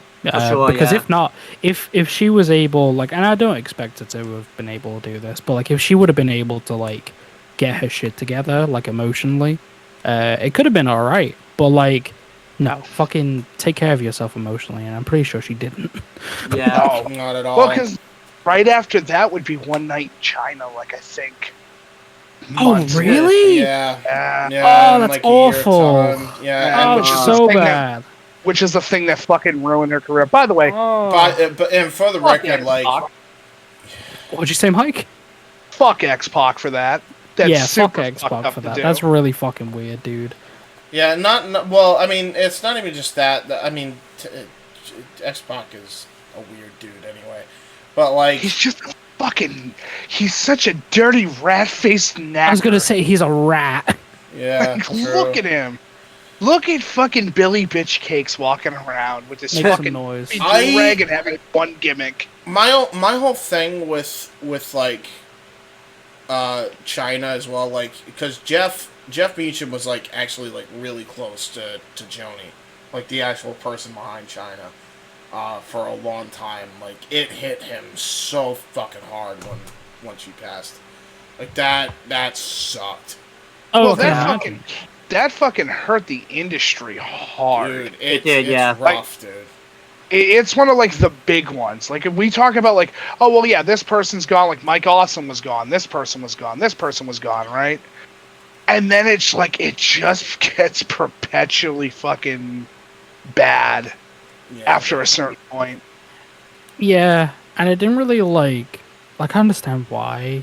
Like, well, no, I don't understand why. I understand the reasons that they give, but I don't think that's a good enough reason. Like, Yeah, right. Triple H saying like, well, what's Well, the first should we- thing when you type in China? It's like, well, WWF pictures, to be honest, with you, mate. Like, Yeah. that doesn't matter. That like- and plus, even if you did find porn, you could also find porn of Trish Stratus and fucking Well, Mickey James. it's not even that. So it's it's everyone's doing fucking OnlyFans now. Like, Yeah, fucking right. Oni Storm does OnlyFans, and fucking everyone promotes it on their Twitter. So Ma- like, who the fuck cares? The biggest one is Mandy Rose, the women's champion. Doesn't do OnlyFans, but she has like her own website where it's basically. I think it's like, OnlyFans. yeah, it's Patreon, it's the same yeah. thing. Same- So she can same bring in idea, like yeah. 100% of the income. Yep. Yeah. Mhm. So. Yeah. Which is fine. Which, Yeah. thank God Vince is not there, because they can actually do that, and I approve. Ah, Give me your titties. Correct me if Give me I'm your wrong. Though. titties. I want 'em. Well, Well- correct me if I'm wrong though. Didn't that like go out of effect though, like long before Vince retired? Like, I'm pretty sure it was like No. 2021. No, No. that was That a stuff thing got- until Triple H and Stephanie finally took charge. Okay. Yeah, that was the Because thing until they. Steph's gonna know better than anybody what it's like to be a female wrestler in the fucking ring. Yeah. yeah, And dude. Hunter knows better than anybody that, yeah, you can get fucked over for stupid little shit. That doesn't Yeah. matter. I will say, Yeah. I will say, because since Stephanie's on the show, I'll just mention, like, her match with Brie Bella, I still really like to this day. I wish she did more in ring around that time. Like, I really think she could have done more if she actually wanted to. But she's a mom, dude. Yeah, like, you know, she's got kids, she's got other priorities. She's like, I'll do this. Yeah. I feel like the one missed opportunity we didn't get was Triple H and Steph versus Daniel Bryan and Brie Bella in like a mixed tag. We should have gotten that match at some point. I don't know. Yeah. Speaking of which, did we ever get Chyna versus Stephanie? Nope. No. I am really shocked that Vince McMahon, out of all people, with his fucking writers, didn't take that and go, Yeah, make it a thing. oh yeah, we're gonna build a 6-month story around this. To be honest, Push it to the front, no questions asked. dude, oh my god! I, you know what? Too, if they really fucking gave a fuck about Test and Chyna versus Hunter and Steph, Yeah, that would have been money. that would have been money. The only It wouldn't have felt good. It wouldn't have felt good, but it would have been been money. good. It would have been money. The only reason I think they probably didn't do like any of that stuff, especially the Chyna versus Stephanie, is Because Chyna would have fucked off if that was even pitched. Yeah. Oh, Triple H would have just gone, I don't want to, and that would have been the end. Yeah, probably. Fucking Chyna, it wouldn't have been, I don't want to. It's, do not put me in the ring with your daughter, Vince. Yeah. Oh yeah, she would have murdered her. I will emotionally cripple and physically cripple your daughter in the ring. Yeah. Next, I can fuck a bus and lift it at the same time. Whoa! Yeah. All right, move on. Next, Edge and Christian are backstage, and they're celebrating the fact that they got out of having to defend the WWF Tag Team Championships. Yeah, And Mick Foley walks in, and he notices that like Christian's feeling better, and he's like, "Well, I was gonna come in here and tell you that you might have to defend your title tomorrow night on Raw, but looks like Christian's feeling better." And then Christian, I'm still ill. Like, you can't just walk in and be like, "Oh, you look great." Yeah, it's like you just had a doctor just tell you that he's not okay. Yeah, then Christian goes into the stall and throws up again, and Mick Foley goes onto like the urinal that was right next to the stall, and he looks into the stall, and he notices that like Christian's faking it. He's just making the noises as if he's vomiting, and there's like a bucket full of like, I don't know what it actually was, but it looks like vomit. It looks and like he's just stew. Yeah, Right. and he's just pouring that into the toilet. And Mick Foley was awesome here, just doing that type of stuff. That was awesome. And he goes, ha ha ha. Dude, you are so fired. Yeah, right? Like, that's an invasion of privacy. That's an invasion of like, privacy. Mike brought that up, and I was like, yeah. Dude, listen, anytime that we do like these fucking like retros or watch-alongs, I'm gonna bring up the fucking big like problem with what the hell's going on. Dude, I'm taking a shit. Leave me alone. Bro, you know what else that should be mentioned in this? I'm shocked that Foley didn't fall off the urinal and break his fucking hip. Like, what was he thinking, dude? Like, seriously, that could have gone so bad. Like, the fuck, dude? But steps. James, I want to talk to you about this, because the 3 of the 4 of the retros that we've reviewed, we've seen the heel try to chicken their way out of a match. And I think this is the best way that they ended up going about it, because it was entertaining the whole time. It didn't drag the whole show, and it was 2 minutes, and that's as long as it needed to be. Yeah. It didn't need to go any fucking longer. It wasn't 2 minutes throughout the whole show, though. I think there was like 3 segments. It probably was only 2 minutes total. Like this segment. No, I'm talking about all the segments involving them. I think it might have only been 2 minutes. Together, it's probably about 3, 4. 2.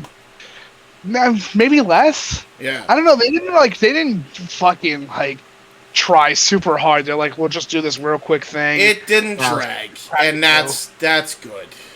Thank I God. feel like you guys may disagree with me with this. I think the worst one they did was probably Survivor Series 2013. Because hear me out.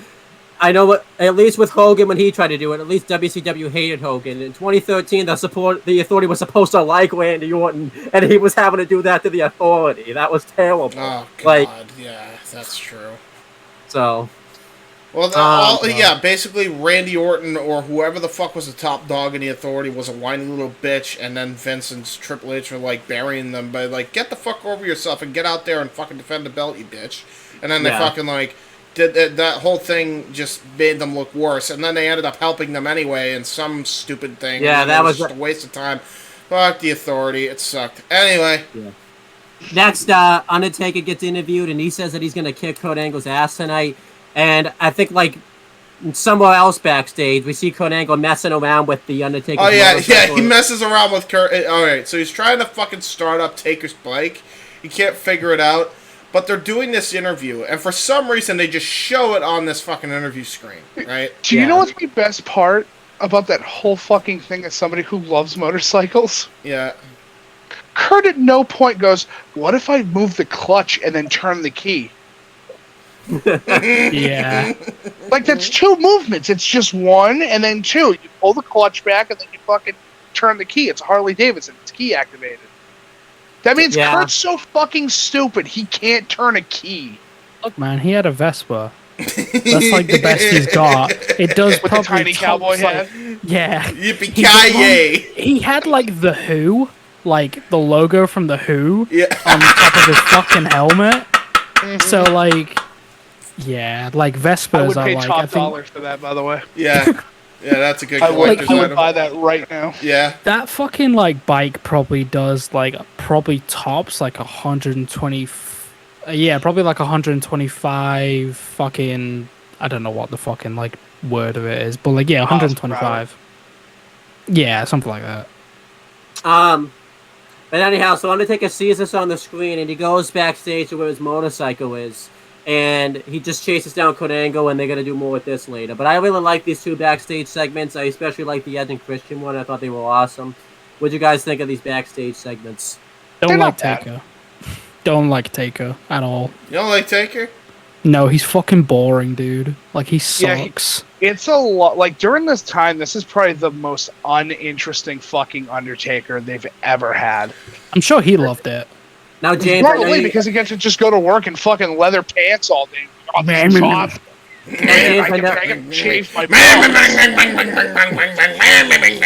Now, James, I know you expected me to have an argument, but I actually kind of like Taker was kind of boring because I don't like this. No, I agree. I agree. No, there's nothing exciting about American Badass sucked. Big Evil ruled. Like if you're breaking down the Biker Taker like arc. The best time period of this version of Taker was Big Evil. Yeah. Because Big Evil, he actually tried, and there was actually good character work by Taker there. No, man. I going through the fucking Biker Taker era, it's like, it's not that great. Like, the gimmick's cool. The idea of it's really cool. I think it's better. I think it's better when he turns heel in late 01. That's when it really kicks off, I think. But even then, the big problem with it is that fucking taking the mystique away from Taker makes him really fucking boring. Yeah. You're getting rid of the whole, like, dark figure that moves in the night and fucking will attack you with whatever and he'll activate pyro randomly in the arena. Goes from that to... I like bikes. So, yeah. I like bikes. Yeah, I miss Nosferatu Taker. I miss Batman fucking Forever Nipples Taker, where he has them pierced for some reason and it's never explained. Oh my god, he did! Yeah, he did. Cutouts for that! Yep. Hey, I got... so basically what you're saying is, Mike, is we went from, oh, yes, to, he's got a bicycle! Yeah. Pretty much, yeah. Like, I don't know what it is, like... I just don't care about Biker Taker at all. Yeah. Like, ever. Yeah. Like, He's not interesting enough anymore. I know this is, like, a really fucking, like, push my glasses up kind of thought, but, like, I'm not American. Like, I couldn't give two fucks. Yeah. If he was the... I'm not in... Like, our streets are, like, way fucking thinner than yours. Like, your streets are, like, massive wide. Are you saying you can put two fucking trucks through there? Are you saying, Jack, that if instead of him being the American badass, if he was the London bloke, would you have cheered him? What? No. Why? That's just blatant racism. What's wrong with you? Sorry. But James, are you trying to get canceled on Twitter again? Again? Yeah, anyway. It wouldn't have been the first time. Carry on, Owen. next match was the WWF Tag Team Championship match. Edge and Christian defended against the Acolytes. I never realized it was the Acolytes. I assumed it was the Dudleys they were facing, but considering the fact that it was in Texas, it made sense it was the Acolytes. Edge and Christian Dudley come out. dog, dude. Edge and Christian come out and they basically just bury Texas. They bury the sports team, and they talk about how if JFK had not been killed or assassinated before, he would have just committed suicide just to get out of Texas, pretty much. That was really good, and especially at this time. Yeah. Like, because I don't think it was just coming out then, but because they mentioned the conspiracy theories and all that type of stuff about like that JFK was on that show. for the time. Fuck, dude. Yeah. Like that is. I'll For that- say this. Yeah. Sorry to cut you off, Jack. No, go on. I wish it was ECW Dudleys. Yeah.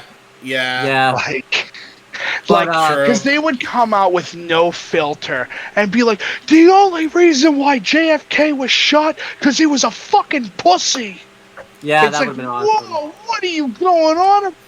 That would have been awesome. Yeah, it's just Dudley's at their best. But like, because it's like so unfitting for like Edge and Christian to come out and say this, like the only thing I thought of when listening to this was like current day Christian on AEW. Yeah. And him going to Jungle Boy going, I would never want to be your dad because he was a failure and he's dead. and he said, holy shit. And unsincerely show how unsincere he is by saying I'm sorry instead of I'm sorry. Like full on just taking a piss. Yeah, like it was so good, man. I love Christian as a heel. Now guys, correct me if I'm wrong. Wasn't it Christian that said the JFK thing too? It wasn't even Edge. It was Christian. Of course it was Christian. Yeah, Christian's a natural heel.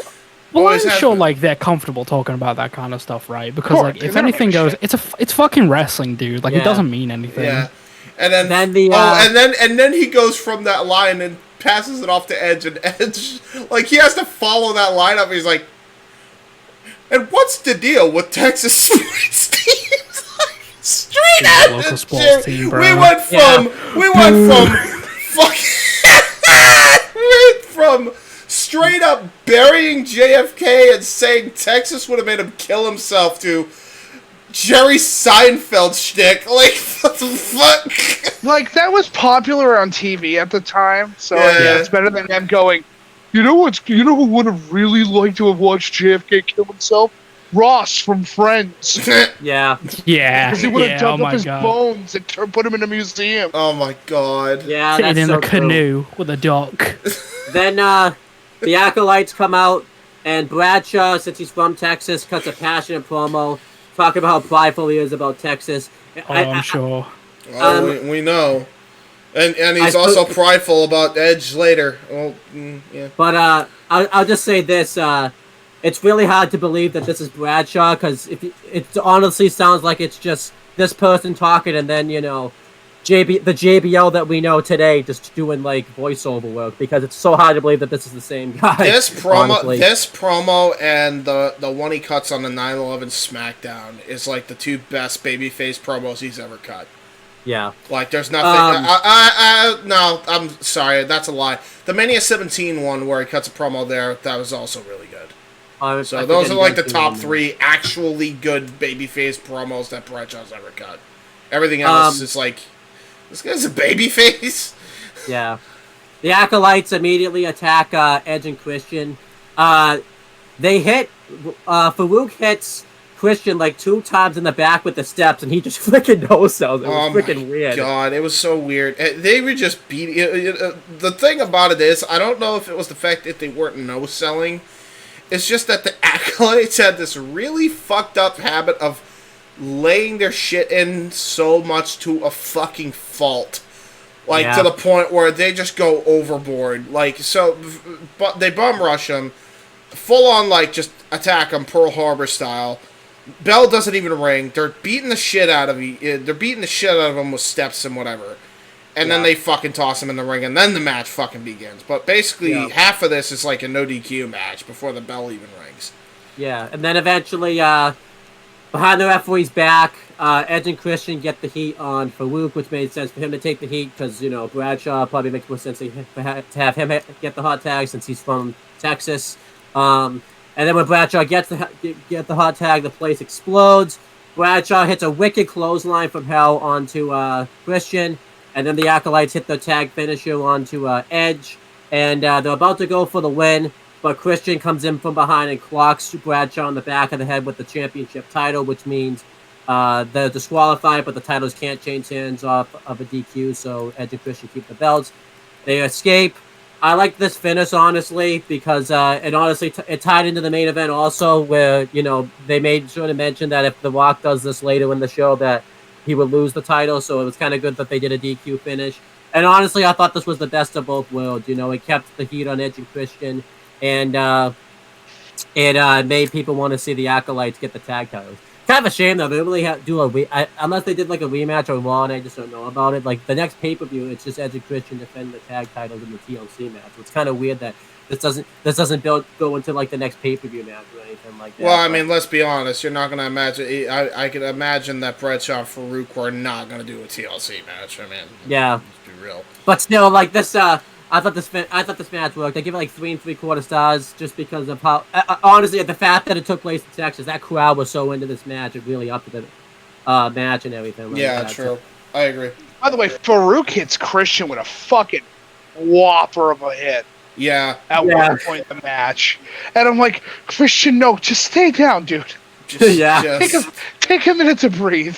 There's one point where Bradshaw's just powerbombing Edge to the point where, like, I want Edge to do the same. Like, it's sad. Like, they're just destroying Edge and Christian. Bro, Like, Bradshaw, if you watch that powerbomb when he does the drop for the first time, Edge doesn't, like, buckle his head into his chin into his chest, and you watch his whole fucking head just bounce off the mat. I'm like, dog, no fucking way. That's probably where it began for Edge. It's like, oh my god. Honestly, like, at not even any of the TLC spots. I think it was just Bradshaw fucking powerbombing him too stiff.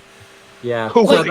Bradshaw hits him with a fucking whopper and ends his career. Yeah. Like, you stay down, bitch. Get down, you dirty fucking Mark. Yeah. Not for nothing, right? Even without the titles, Edge and Christian were kind of the head of the tag division. Like, they brought tag wrestling back, you know. Yeah. Obviously, they have great dance partners, but, like, no matter what, even outside of the actual wrestling part, Edge and Christian always worked well together, like, charismatically. So, no matter what's going on, no matter who you put them up against, like, an example here, I see this as quite as, like a weak match, to be fair. Because, like, the chemistry isn't there. It just doesn't really work. But, like, no, like, Edge and Christian, fantastic together, honestly. If you, other than the Golden Era, I'd argue that this is the best tag division of WWE's entire history. Well, it's proven. You know, they keep fucking showing every fucking match that they're in. Yeah. Are we just counting main roster? Because if NXT is included, then I feel like NXT. No, I would even say over NXT. I think this is the best because it had every type of team that you could ever imagine. They had Too Cool. They had fucking Bradshaw, Farouk. You know, they had Edge and Christian, the Hardys, the Dudleys. Well, this is when tag teams were teams. Yes. They work together and they play off of each other. It's not just one dude with another dude doing wrestling moves. You know? It has to be more than just the wrestling moves. It has to be, they have to show chemistry in their personality. Yeah, true. And they do, like, I'm sorry to cut you off, James. No, I'm sorry to cut you off, man. The fucking, I would say the Attitude Era really shines with that. Because I can't name a single fucking individual that was in a tag team that didn't have something going on. Yeah. Even then, they had stuff going on. Yeah. Yeah, getting their really. asses beat almost every other Test and Monday. Albert, yeah, and Test and Albert were a team as well. Like, the fucking Yeah. dude, even the fucking before they became turban wearers, D'Lo Brown and who was the guy? Fucking one of the Yeah. headbangers. Like, that was a fucking decent fucking team. Like, they had teams, bro. Like, they Urban wearers? Well, What? yeah, it was Sorry, I can't walk past that one. Explain that? low down. Yeah, wasn't I Fucking, I don't know if they were a team. What Kai and Tai still a tag team? it was the team that was managed by Tiger Ali Singh, and then Yeah. but this is before Oh. they were managed by him. Right, But, okay. Were Kai and Tai teaming up at this time? Yes, Funaki Kai and Tai. Taka? Yeah, Kai and Tai were Yeah, a thing the also. Yeah. Funaki and fucking Taka Michinoku doing stuff. By the Yeah. way, Good fucking team. I must say this. So good. Yes, What it what is. fucking talent, by the way. For They the should have record, made them tag champions. at one point, yes, and also the reason why they never would, bad Asian dubbing by Shane McMahon. Such a Right. fucking, it's so uncomfortable. Like even the crowd in 2000 were uncomfortable by it then. Yeah. Oh, Because Because it's not Japan- funny. Go on. No, Yeah, after like- you. Well, like, Japanese wrestling was still respected. Yes, You know, even if you don't know about Japanese wrestling, mainly, there's gonna be people in there going, dude, what the fuck? what are you Like, doing? we're talking about Like- fucking Tiger Mask showing up. Like, we're talking about, like, real high-level fucking legends that have appeared in this company during this era. You've Yeah. got luchas who have worked. I mean, fucking the Radicals. Like everyone in the Radicals have been in Japan. Yes, You Sure. know, yeah. or they've been But to around do people that- who've been in Japan and Mexico. You know, It's fucking crazy that the Kai and Tai that version of Kai and Tai, like, sorry, WYW I's fucking brain thinking, but yeah. What's your Kai and product, Tai, Mark? Kai and Tai was completely disrespected, and it's funny that they were part of a comedic group in ECW, and they were taken more seriously then. Dude, Yeah. the fucking BWO Japan was actually like a serious fucking group. Bro, Dude, that thing was sick. it was Oh a my sick god, group, the bro. five-man stand photo pose. Holy shit, that's the coolest thing I have ever seen in my fucking life. You know what It's would like have something I would see out of fucking Yakuza. You Bro. know, Mhm. that's what I It's think so I would see sick. it out of. It's so Bro. fucking sick. I ain't even gonna fucking stunt. I would have loved to have seen NWO Japan take on the BWO Japan. Fuck me. I think they have. They have. probably have, but like, It was in Japan. I gotta see it. I gotta find that footage so bad Like, because like we're yeah, talking about, like, when Japan takes an American idea, they, like, even if it's fucking goofy over here, BWO is the goofiest faction that has ever fucking man, existed yeah. in wrestling. And they made it dead serious. And Yeah. they were a fucking force to be reckoned with. Yeah, true. Yeah. Yeah. But anyway, we're fucking rambling on yet Anyway, again. So yeah. next, well, have we done a career retrospective on Farouk yet? 'Cause I know we've done one for Bradshaw. I know we've done one for. Ron Simmons, I think. He was in the is- BWO, wasn't he? No. Yeah, for Blue. Yeah. Yeah, true. Go check out Jack's channel. Check all that out. Yeah, there you go. So yeah.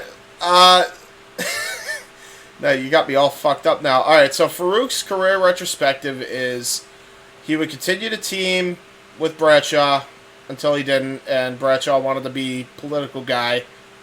That wasn't so politically correct. And then he would say damn a lot, Yeah. and then they'd have reunions every now and again. Yeah. And that's pretty much Farouk ever since. He's just known as Damn. I Did you ever, love. Go on, Owen. Sorry. Did you ever hear the idea that, like, in 2020, like during the pandemic, they were thinking of putting back like the Nation of Domination? So you saw like segments where like Mark Henry and Farouk would be backstage, but then they never really. It was just an idea that was thrown out there. They never did anything really with it or anything like that. And I think That's not real. Yeah, Poorly. Oh my Oh my god. I god, think- that would have aged so Bad, poorly. yeah. Like, alright, I will say, if he was gonna do a new nation, or a nation of sorts, he should have just joined down the fucking Hurt business. well, I think As that's a what happened. I manager. think I think the Hurt Business ended up being the faction they went with when they. Yeah, what's with WWE still putting a lot of black lads together? Like that's like I understand like it works for like It's called the segregation, wrestlers. Jack. It hasn't Yeah, worked. it's fucked. Like that is honestly bollocks. Yeah, but, But well, still to this day, it happens. dude, Samoans are all together, and by the way, and it's fucking hilarious because, and I'm not even. It's a new nation. This is gonna sound bad out of context, but basically, the bloodline is just the fucking nation, right? Well, they're family though. That But- makes sense. But it's basically Kinda. the reason I say it's the Nation 2.0 is it was a bunch of fucking Samoans and a Canadian joined them later. Ironically enough, so in the Nation it was a bunch of black guys until the Canadian white guy joined in, right? Yeah. And then it happened to Pretty be sure Sammy's Israeli as well. so yeah. So true. So the idea here is he is. So the idea is that, and it's proven now because the bloodline of are the money making cog in the machine now since Sammy's joined. It's been like the top merch seller like since fucking More what was the specific- last T-shirt that sold really high numbers? Was it Miro's His, shirt? It's just the Usay shirt that just says Usay on it. Yeah, it was the Uzi I shirt. keep up to date with that shit. I have to. But yeah, But- it's fucking like majorly selling. Like it's finally topped the last like top selling shirt, which was fucking Miro's Rusev Day shirt, which was back in, by the way, 2017. 2018. 2018, whatever. 2017, 2018 is when that whole craze started. So like, WWE is selling like fucking hotcakes now, and it's like I don't know if you want to split that up, but again, off to the fucking weeds. Yeah. But yeah, we're talking- Nation, hell no. That would I agree with Mike and Jack. That would have Yeah. been bad. Nation. But Nation. continuing with the show, they cut to WWF New York as a full-on segment this time.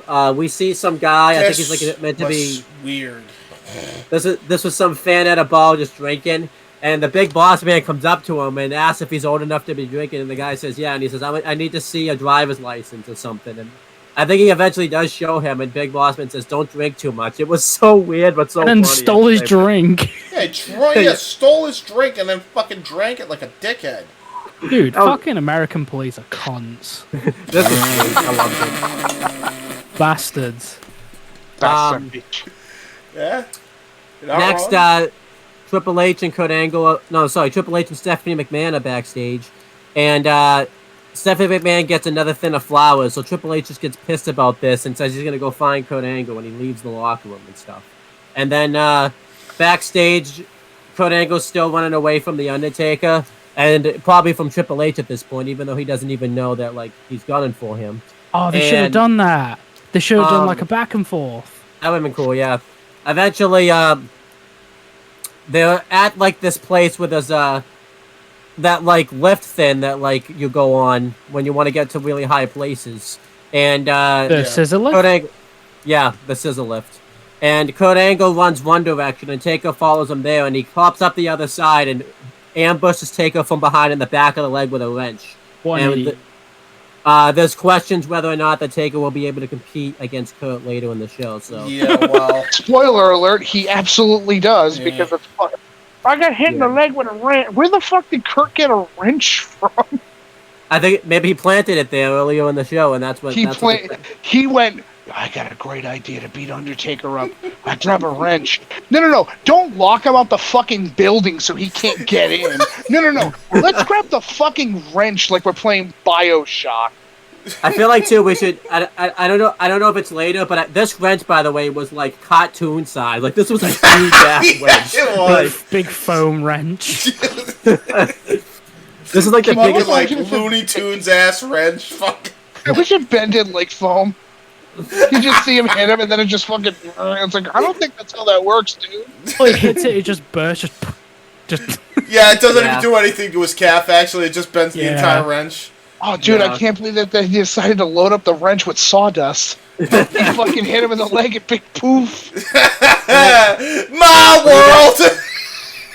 What's your guys' thoughts on all these segments? The New York segment, the Taker segment. The New York segment's fine. Like, it's just an It's advert for. weird. It's hilarious. It's Yeah, I weird. think it's fine. It's just an advert for like WWF New York. It looked This like is- it would have been. Yeah, Like I'll be a honest time. with you. I'll be honest with you though. It's fine, but it's also like not fine because what the fuck kind of advert is that? Oh yeah, Well, they- fucking make your way to WWF New York and you'll be harassed by NYPD. Like what Hey, man. the fuck? If I could have been by the harassed way- by Big Boss Man, you know. So a thought occurred to me, and I don't know if I mentioned it during the show, right? Go on. Big Boss Man is a contracted fucking prison guard. Yes, by in Right. kayfabe, yes, In kayfabe, right? yeah, Yeah. Is it ever mentioned fucking once that he's actually a cop? no, I don't even know. So he just attempted to arrest a man with think no you mentioned- jurisdiction. yeah, From- Yeah, I think you mentioned this actually. You mentioned like we never ever saw like Big Boss Man or Boss Man just trying to arrest someone. Yeah, He never. did. Apart from arrested- Mountie. No, Taker. He arrested Taker doing the Ministry of Darkness thing with Well, I Vince mean, and stuff. even then, regardless He's a of but he he's may a be a prison guard. satanic cult leader at that point with Taker, Yeah, but you're- like you still arrested somebody without jurisdiction. Yeah, you're a prison guard. You're a security You're a guard prison at guard. best. You're the, like nothing against fucking prison guards, because goddamn, do they deal with a lot of shit. They deal with a Oh lot of yes, Yeah. Oh my god, unlike anybody else on the planet. But to fucking sit there, right, and be like, I'm gonna arrest you if you keep drinking, I would be like, aren't you just a fucking prison guard? On what Where's fucking your- grounds, wait, hold on. dude? No, here's the problem, right? Where's his shield? You're right. He's walking around as a quote-unquote cop. Where's the shield he's supposed to be carrying on him everywhere he goes? Oh my Yeah. god, a They're riot being, shield. Oh they're being wait, stored. no, wait a minute. No, him and Bull Buchanan when they were the big boss men had fucking riot shields at Mania 2000. No, I'm not talking. No, James, I'm not talking about riot shields. I'm talking about a police badge. Oh yeah, true. Oh, No, there was He's at one walk- point he had a police badge or Fucking police when? badge. I think during the feud with the Big Show. Which, by the way, thing I want to bring up. Thank you for bringing up the Big Show, because I did not know how to segue into that. Well, Fucking boss man defiles a grave, steals the fucking casket, and drives away. Right? yep. That's fucking grave robbery. It's also and just. fucking Christian comes out. I In a still full love. cowboy hat. I'm sorry. Yeah. Oh my god, he just took all of his heat that he had for Do Jungle you know Boy. how? Do you know how fucking illegal? Like, I've never thought about Big Boss Man as a cop. I'm always like, oh yeah, he's just that weird fucking wacky guy that's definitely the inspiration for the Shield. And it's like, but wait, if he's a cop, he has to follow like laws even higher, like of a standard than regular people. Yeah. So homie is robbing fucking graves and still has a quote-unquote job to go back to. Well, It's working as a fucking prison guard. Look at My it this way, right? Look at it this way. Like, fucking Boss Man, like, it was probably either before this or after this. Like, not long, around this time, he would have been hung. So it's fair to say that he had the Oh. last laugh. He was hung. By the way, we should mention, I believe, if I'm correct, the main reason that Nails feuded with the Big Boss Man was, I believe, Nails was Because making he was plans. abusing him in prison. Yeah. Yeah, and He was that, fucking abusing him in prison, And and now- Nails was the bad guy. Wait, what so- the Yeah. fuck does he mean? He Yeah. fingered in his ass and just like, yeah, what you fucking complaining about? Oh, you bro? mean what? Shut up." Oh, wait. You mean what Bradshaw did to Edge right after their match? Yeah, like, Hot what? breath up against the ear. It's free real Bro. estate. This is awesome. That's awesome. Oh No, it's not awesome. He fucking sexually assaulted Edge, and you're saying it's awesome? Oh, what the fuck? He Winning. also, No, I'm he saying also the big, apparently- the Big Boss also Man apparently- the Big Boss Man stuff is awesome. I'm saying. Oh no, yeah. No. It makes no sense, but it's hilarious. No, like Yeah. I was, but you gotta hear the conversation, bro. We're talking. We segued into fucking Edge getting assaulted by Bradshaw. No, but this is something I've also never thought about till right now. Yeah, go for it. Big Boss Man attempted to arrested the Mountie. Yes. Mm. The Mountie is a Canadian citizen, right? Yeah. He's Not a an U.S. American prison guard. He's, Yes. let me finish. You'll see where I'm going with this. Yes.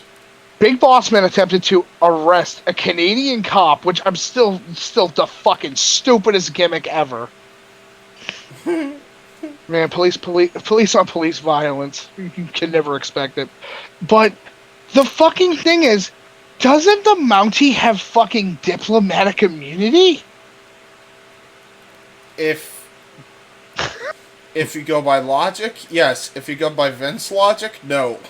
So, yeah. so what were the repercussions of like Mountie getting like butt fucked in the fucking prison?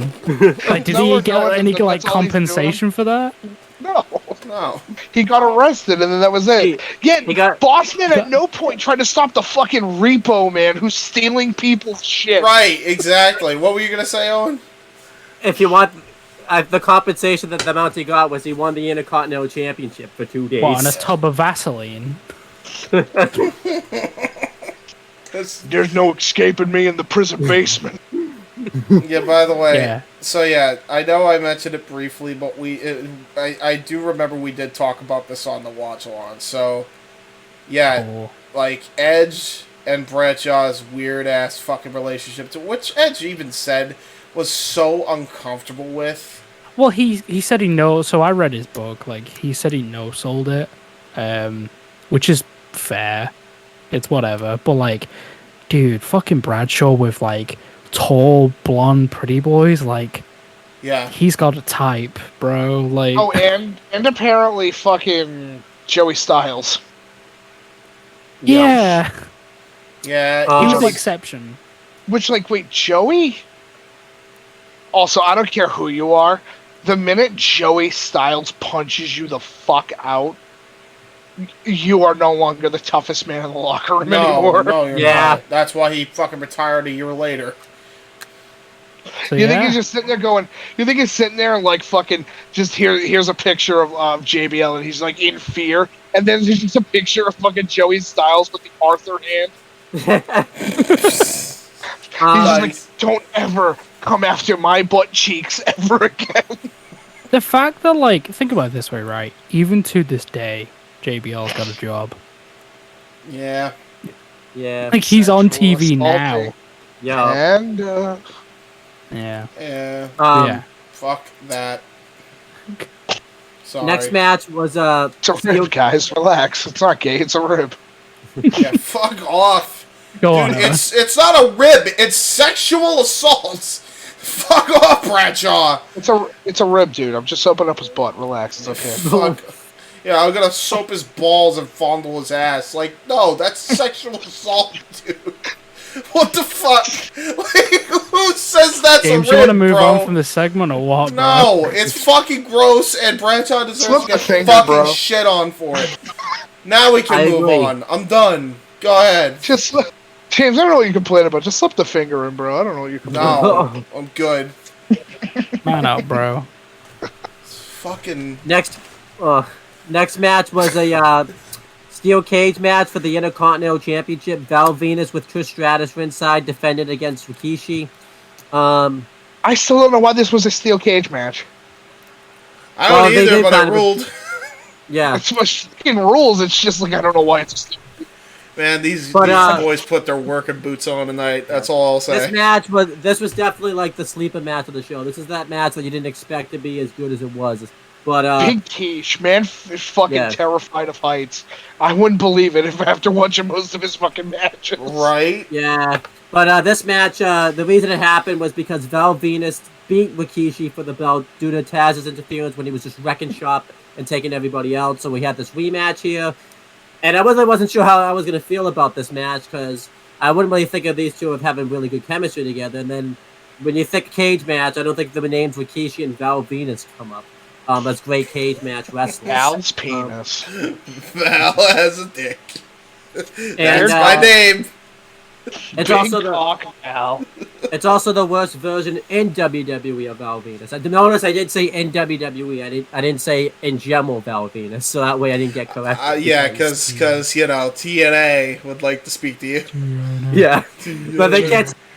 Well, it can't speak to me because I said in WWE, so TNA cannot speak to me right now. TNA can't speak to you, and they probably don't even know you exist, and also they probably don't have the reach to speak to you. But Yo, subscribe to my channel.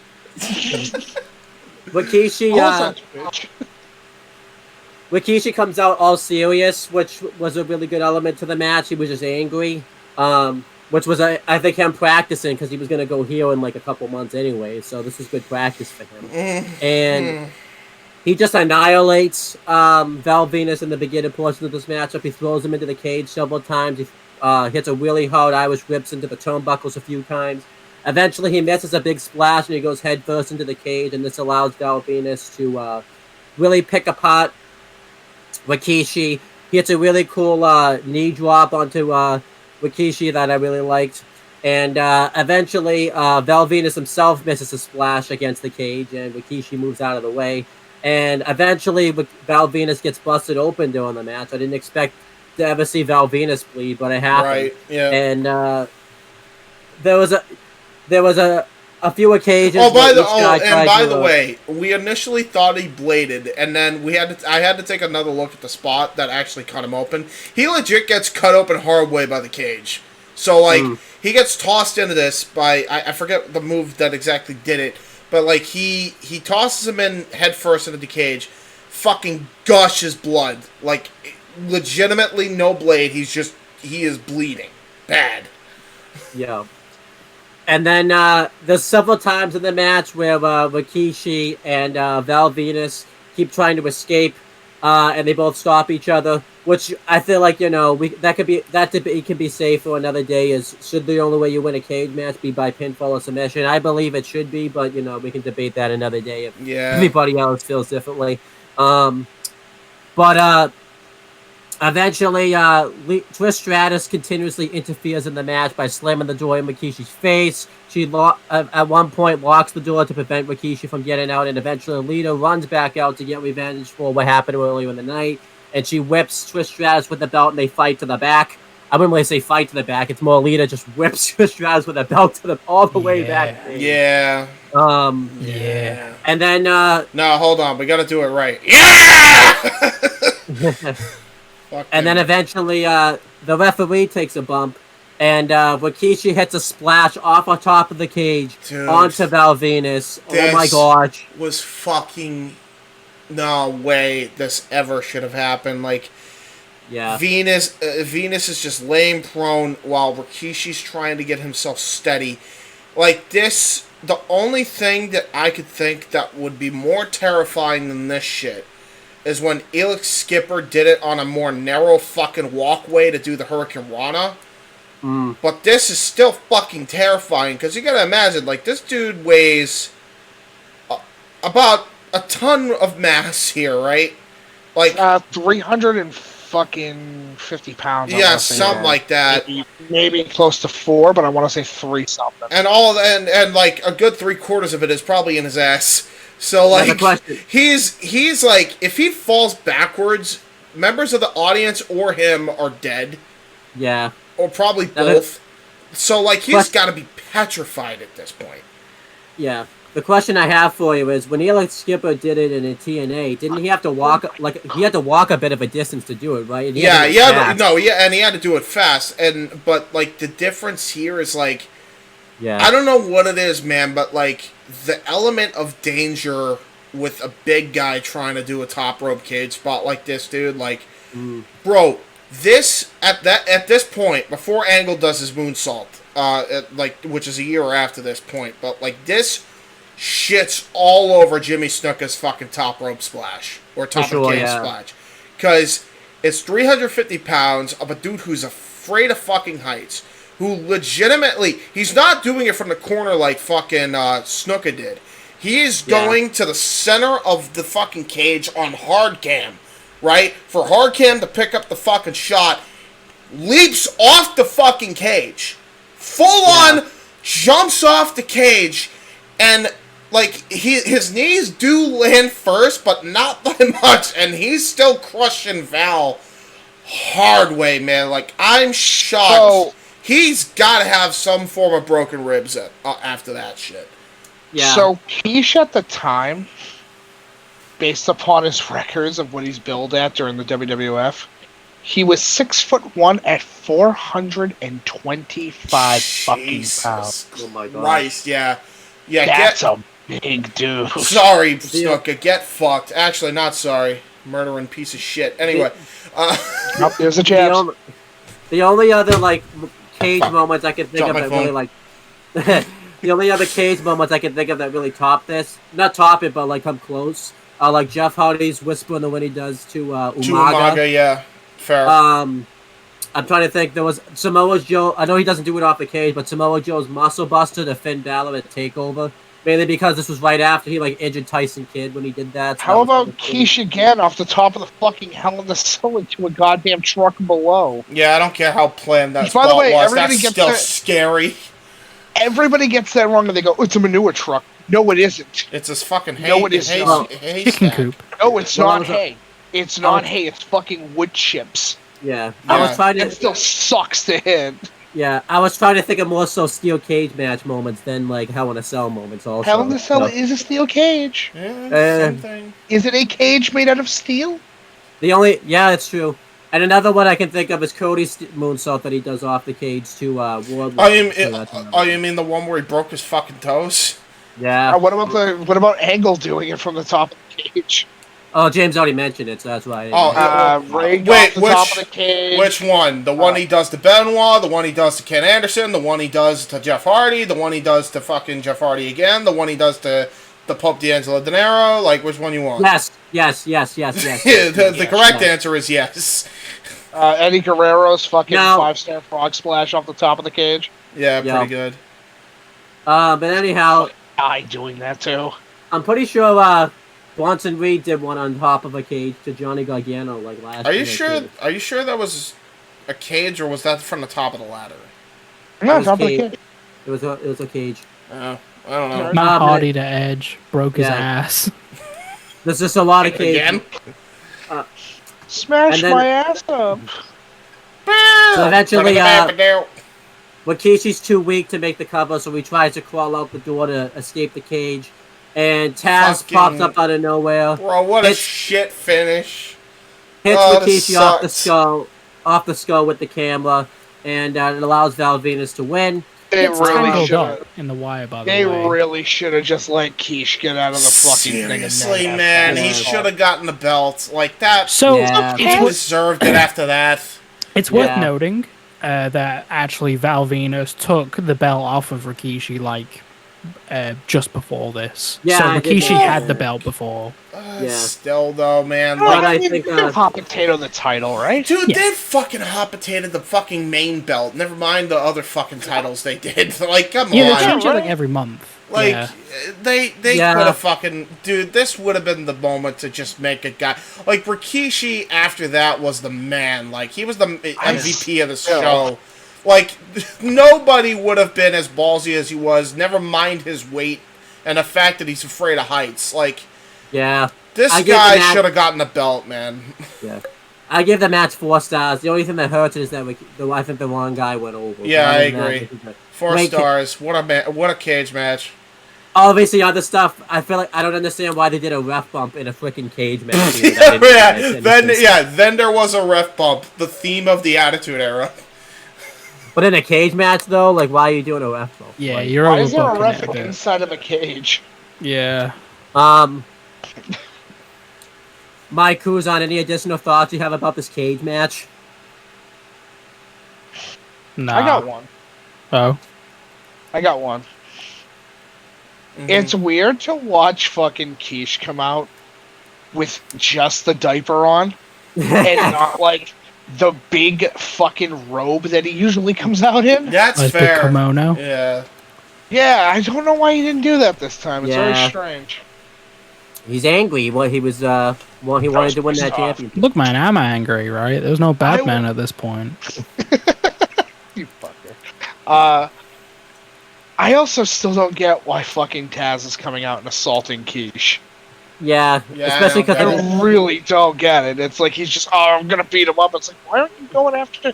Why wouldn't you do this spot during the fucking world heavyweight title. Right? I mean, I guess they were just trying. Well, the Intercontinental title is like great, but he never even gets another shot at it after the Jerry the King Lawler Taz feud. I guess they just wanted to get Taz over as just someone who could come out and lay out anyone at any time, so that's was that occasion, I guess. Oh, but, yeah, because that's not chicken shit at all. Guy jumps off the fucking cage and he hits him with the fucking cage door. Oh, yeah, what a badass. No, he hits him with the camera, not even the cage door. I'm sorry, so. yeah, the camera. Sorry. Yes. Oh, no. Caught He in still the gets cable, kicked right? oh, no, he still gets kicked in the fucking head with a cage door, though. Yeah, he does. Like, goddamn, Keish. Fucking... I would have been like, Vince, if I get hit in the fucking head with another object tonight, I'm leaving. Yeah. I don't care. I'm leaving. You're kidding, pal, right? I would have been like, fuck you, dude. I got kicked in the head with a goddamn door and I got hit in the fucking head by I Taz. jumped off the fucking cage for you, and you're planning on fucking turning me heel when it makes no sense. When I'm the hottest I've ever been, you fucker. Couldn't even give me the belt. I'm not saying world heavyweight title run, but man. Yeah. Batman theme. It's where it's at, Oh, bro. man. That would have been great. Yeah. Big huge. Next, a couple of backstage segments. First, Undertaker's backstage, and they show him getting his leg taped up, and they're questioning whether or not he's going to be able to compete against Kurt Angle. Triple H is backstage, and he walks by some guy that has flowers, and notice it's not the same flowers that's been delivered all night. And he asks where he got those flowers. No, he asks, where is he? And the guy thinks he's talking about Chris Jericho, so he goes back into what he thinks is Kurt Angle's locker room, but it ends up being Jericho's. We hear all this commotion go down, and when Jericho opens the door, we see that, he's laid out Triple H and stuff, so Just I kind of like beat the that. fuck out of him. Absolutely, like, so it's like, and then he's like, fucking nice one, jabroni or whatever, and then he fucking walks out and leaves Triple H, like, fucked up. It's like, holy shit, Jericho, master manipulator, even back then, look at that. Yeah, But, like, okay, one thing we have to talk about, fucking Triple H should have been sued right here. The guy's trying to do his job. He's just delivering flowers. You don't know who the fuck he's delivering them to. He's just doing his job. He's getting fucking pulled in by Triple H. Like, the fuck, dude? Okay. Yeah. What the fuck? I want it, and it's mine. Yeah. I want it, and it's mine. Anybody else have any additional thoughts about these backstage segments? No. It's you really didn't need it. Yeah. Especially the Taker one. I don't even think a Taker one even did anything. Then next is Shane McMahon comes out to cut a promo, and he calls out The Rock for a match, and this is when he's calling himself the Giant Killer because he had written Big Show off TV for like the first time ever. And then The Rock comes out, and definitely the first time show's ever been written off TV for a long period of time. World Definitely not fucking falling off the roof to his fucking oblivion. Yeah, he wasn't yet. He actually wasn't written off though. He came back later in the night, so. Yeah. Well, I've returned. That needs to be a retro someday. I'm surprised we haven't done that as a retro. Big yet, ho. Never. Slow. The Yeti. But yeah. So The Rock comes out and he offers to kick Shane McMahon's monkey ass all over this ring before his match with Chris Benoit tonight. But then Chris Benoit comes up on the No. No. He just says it so nonchalantly. It just says he's gotta kick his monkey ass. Let me tell you something, Chris Benoit. If you touch my $500 shirt, I'm gonna beat the shit out of your stupid monkey Yes, if you smell. It's like, Dwayne, calm the fuck down, dog. Yeah. Oh, he is full on hyped up on cocaine by this point. What do you mean? But He's starting to blow. Here I go. I love like The Rock's mannerisms at this point, because like he just looks at stuff like he's confused or he's analyzing and he's slowly getting it, but he has like this face on him, you know.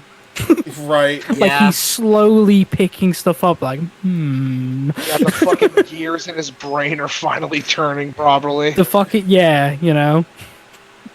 And, I love Mike's impression of The Rock. I love it so. Son. No, like I'm so some of the tired. lines that come out from Mike is like, The Rock is a pussy licking demon with vanilla flavored semen. I'm like, oh my god. Yeah, just ripping off Joe Gertner lines while It's just it's fucking funny. Yeah. The Rock says that I'm gonna go down to the street and buy some junky fucking milk. My shirt makes me disappear with the zebras. How come Chris Benoit stole my clothes? My title. But anyhow, Why are my clothes ripped? What the fuck?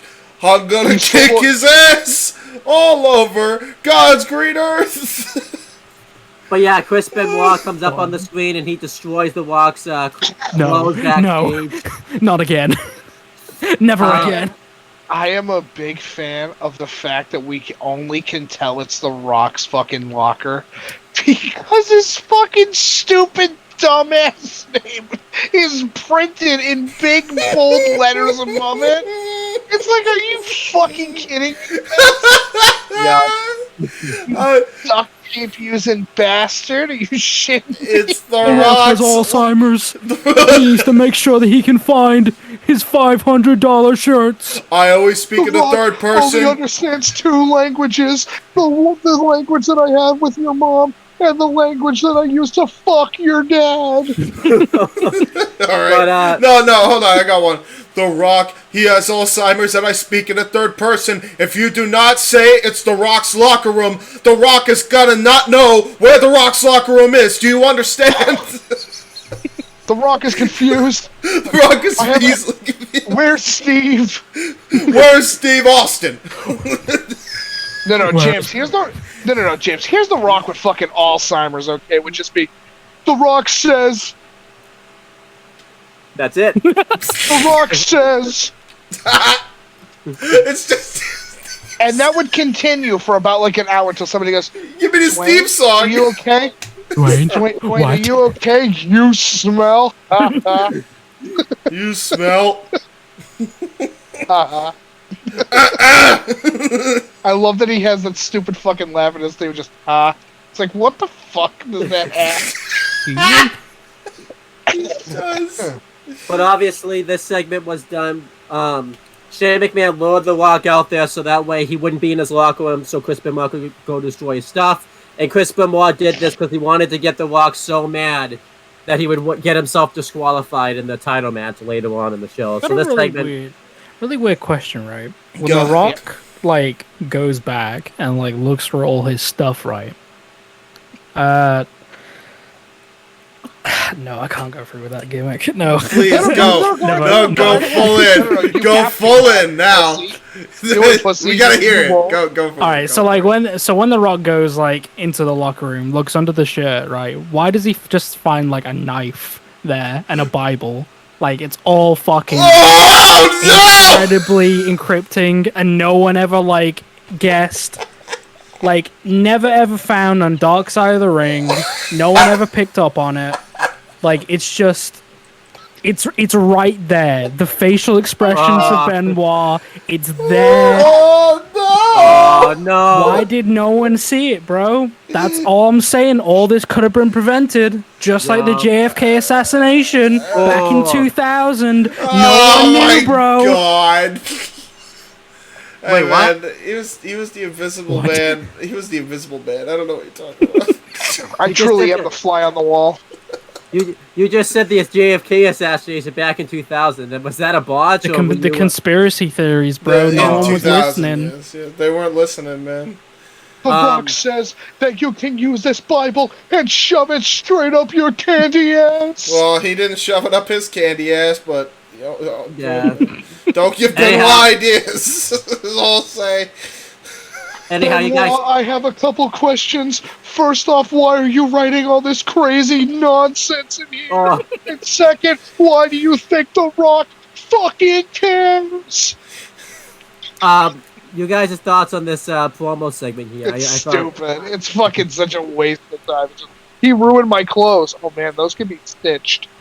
Yeah, like, I don't know, bro. Like, Shane McMahon with Benoit is like a really weird dynamic. It's fucking yeah, it's really unfitting. Yeah. You know? It's like, hey, you know who we should pair a not very charismatic wrestler with? I have a great idea. Cocaine addict Shane McMahon. Like, if they put Benoit with Vince, I would have understood. Yeah. No, bit because he would more. have buried him in a day. Yeah, but like Maybe, it would but have made it actually would have made sense. it would make sense because, like, if you think about it, Vince is more like he's very proper. He keeps himself well mannered. You know, in this like point at the start of a segment before he starts going fucking crazy. But like, look at Benoit. He is fucking insane, dude. Like, he looks wrecked. Yeah. Like, his stubble, his hair, he's got a fucking missing tooth, and he has a t-shirt that says like "Victim of the Crossface." Oh my Like- god. You know, like, Not a victim of the crossface. I apply. Shut the fuck up, you stupid monkeys! honestly, probably Vince would have been better. Yeah. Honestly, yeah. Look at it. Instead of Wolverines, what if we went with Badgers? Oh my gosh, that's so The mean of it. Badger. A raccoon The Badger, Chris Benoit. What's this built like? from Raccoon City. We're gonna be No one ever backs a Badger in a corner. unless you give him mushrooms. Ooh. What? You know, badger, mushroom. James, you're throwing a reference at me that's for somebody. It ain't for me. That's over. Yeah, that's I can't grab that. It's a meme. It's a badger. Milk lemonade. Mushroom. Milk lemonade around the corner. The Rock was bang. Continue, Owen. Next match was Undertaker versus Kurt Angle. Kurt Angle comes out and he's obviously nervous because he knows that the Undertaker's going to beat the crap out of him, and he's so nervous that when his pyro goes off, it scares him. I thought he was Eric Young for a minute. I looked Right. away from the fucking screen and I looked back. I'm like, is this Eric Young? Yeah. I was And terrified of his own a young- pyrotechnics. A young Eric Young is looking on in inspiration. yeah. Wow, And I then, can't wait. Hold on, here comes young Eric Young. Wow, I can't wait to become a professional wrestler like Kurt Angle. Holy That's- fuck, you haven't. Holy fuck, do you have throat cancer? Yes. Funny thing is, he just sounds. Obviously, sounds so much better now than he did back then. Yeah. I can't believe it. Look, it's me. I'm outside. I can't believe I made it outside. He just got stabbed recently on Impact too.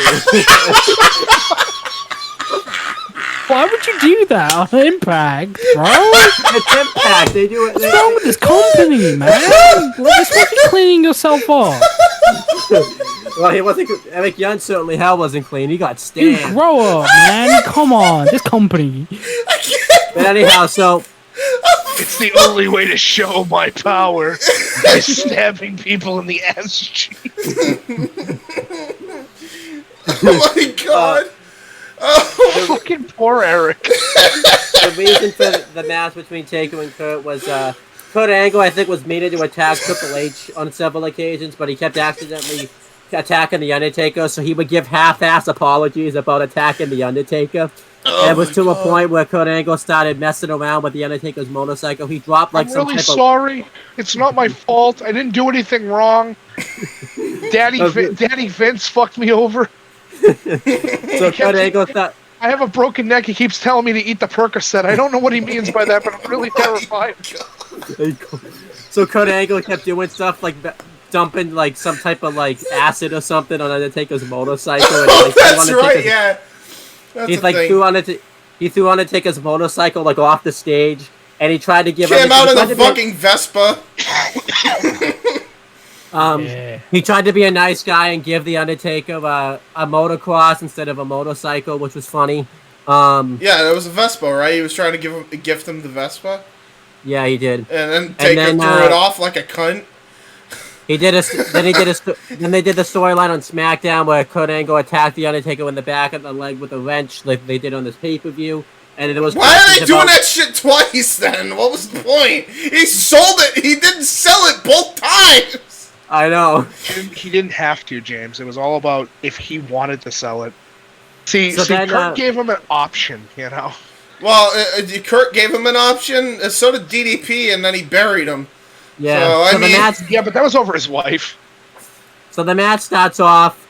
Before the match even starts, Undertaker immediately rides on his motorcycle and nearly runs over Kurt Angle. Wait, Muggler cycle? What? You mean That's what I said. Yeah. He said, Hit him right in the muff. right in the muffler cycle. And Undertaker starts attacking Kurt Angle. He just really attacks him in the crowd. He just Big destroys him. walk and brawl. Yeah. You know, I didn't If know I- I was watching a Triple H match. Really? It's They get- just the Kurt Angle showcase of like how good he is at selling. Which Yeah. is funny because you would think it would be the opposite way around. Yeah. But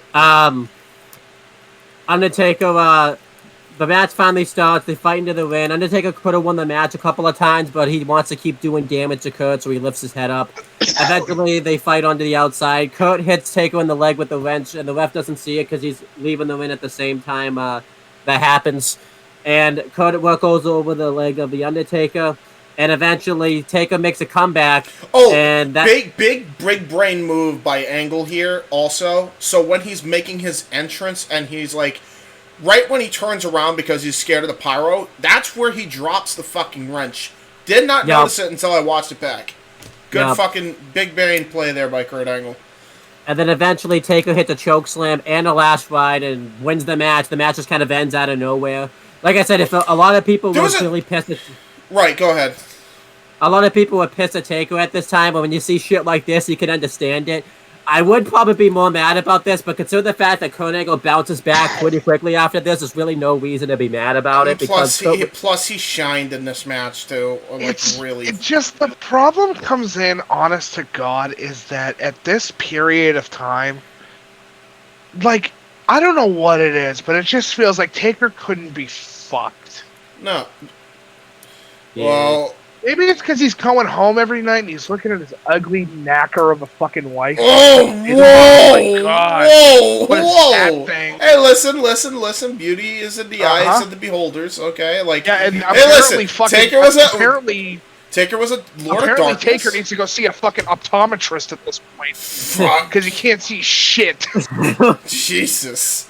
Um, Wow. I give the Dude. match like Poor fucking Like- Taker, man. No. I'm thinking about the fucking DDP storyline, like specifically. Yeah. And it's like, why the fuck would DDP with his hot wife, Yeah. incredibly fucking attractive wife, care about going after fucking Taker's Taker's knacker wife. looking I fucking don't. wife? In fairness, I don't even know if he was still with Kimberly Page, but I assume that he's got better standards. Like, especially if you see his new wife, by the way. Holy shit! It doesn't matter at the end of the Right. day because why would DDP fucking like film star looking DDP look over at Undertaker's wife and go, yes, I really do want the Russian fucking witch. I'm really interested in Baba Yaga over here. yeah. Like, God, Vince, be fucking real. Kuzan, Yeah. do you have anything to say about this?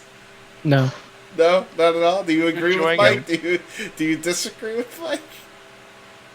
No, I'm with Mike. Oh wow! Oh man! Like- all right. No, well, like, yeah, like he's got a good point. He went from like, ooh, Chavo, like level woman to like, ooh. What the fuck is that thing? Get the shit out of here. What the fuck is that? Bro, holy Some shit. Crypt Keeper Okay, looking we nightmare. get it. This isn't about her. This is about Taker and Angle. Like, we're way Yeah. off the weeds, bro. Fucking Taker needs to stop drinking so much fucking whiskey. That way he can just, Yeah, like, yeah, dude. Holy shit, that's one of them. Oh, Oh my god. fucking hell. I gave the match like 3 stars. I thought Kurt Angle really shined in this match with the selling and everything. I'm gonna give it a 3.5 just because of Mike's commentary. There we go. That's great. There you go. It's better now because of Mike. Next, The Rock's backstage, and he's all pissed that his clothes have been destroyed. So this the same facial expression he gives when he's confused. He looks at his clothes with the same confused stare. In Wait a astonishment. minute. It's made of fabric? Fabric? You know what? You know what Dwayne is? I swear to God, you could take any clip of Dwayne just like looking fucking like puzzled, and you could put that face into a 90s fucking survival horror game, and it would work. Because it would just be, huh? What is this? Is this a can? Can I use it? It's like he's looking around going, I can't believe it. Shirts are made of fabric. Like, what the fuck are you looking at, Dwayne? Are you just Goes up to Benoit. Are you Chinese? are you just describing Los Angeles? Have This you movie? seen Sailors? Have you seen every Rock movie in the last 10 years? Wait a minute, James. Where's Lon D? That's all we did throughout that whole like Taker and Angle match. Because I can dude, see I why. was checked out. Yeah. Same here. It was definitely next- the weakest match of the card, I'll be honest. Yeah. Even over Taz and Al, you gotta be bad when it's like, it's more of just a showcase for Angle, really. Yeah. I give that match a 2-star for fucking 3 stars for each wife Undertaker has had. Oh. Oof. Well, at He least, collects hey, wives like I collect fucking Pokemon cards. I only have 3 of those here. Now Well- these stars, Mike, are you including? Are you just going up to 2,000? Or are you going all over the place? Dude, I don't know how many wives he's had. It's hard to keep track anymore. well, Aim count? he's Hold on, got Michelle McCool. What do you mean? Yeah, Oh, that's and don't one. look this up. Oh, and don't Dude, don't what a look. fucking... What? That is like a man who said, I'm getting to a certain age, I've got to settle down. I gotta better settle pick down." one. I better pick one of them. I'm gonna look at the Barbie collection and I'm gonna pick fucking Malibu fast. Well, in fairness, It's the one I needed, no, in but fairness not the one I though, deserve. I think there's genuine chemistry and connection, like really good chemistry between Michelle and him. Yeah, there's probably a lot of chemistry. I'm not gonna Yeah, sit they there and both say that drink there isn't. heavily. Fuck. She looks over and says, "Tombstone me," and he goes, "I would do anything for you, Michelle. All it is a reverse I'm 69. the So hound of that'll. hell begging for your pussy." Michelle McCool just saw that fucking the the ministry. Listen, Taker with a Ministry ponytail of- is not doing anything good. All right? No, you know what it is? Like She thinks she Michelle. pulls it? Fuck. Fucking what? Like a goddamn like the pull string from Woody from fucking Toy Story. He just pulls it, you pull it out, and you just hear "Hounds of Hell." I'm Now you- coming for your soul, boss man. Real Well, quick. you wouldn't hear that anymore if you've seen the 4th movie. You wouldn't hear them say that anymore. And if you pull it slow, he goes, "Rest in peace." No, fucking Michelle McCool saw that forced wedding angle with Stephanie from ages ago. She's like, "Oh, I It's wish so that was romantic. me." It's so romantic. It's so romantic. You know what? Dude, okay, hold on. I know it's like we're totally sidetracking the motherfucker right now. But I have dated a girl, and I will say that James knows this individual. I won't say who. Which for one? posterity. Which Yeah. one? Exactly. I'm gonna just Well, leave it up listen, You'll to. figure it I'm out. gonna leave it up to chance. I've never met an individual that would watch one of those Hallmark movies. He goes, "It's so romantic." I'm like, they're a bunch of fucking psychopaths. What are you? Canadian, what's wrong with you?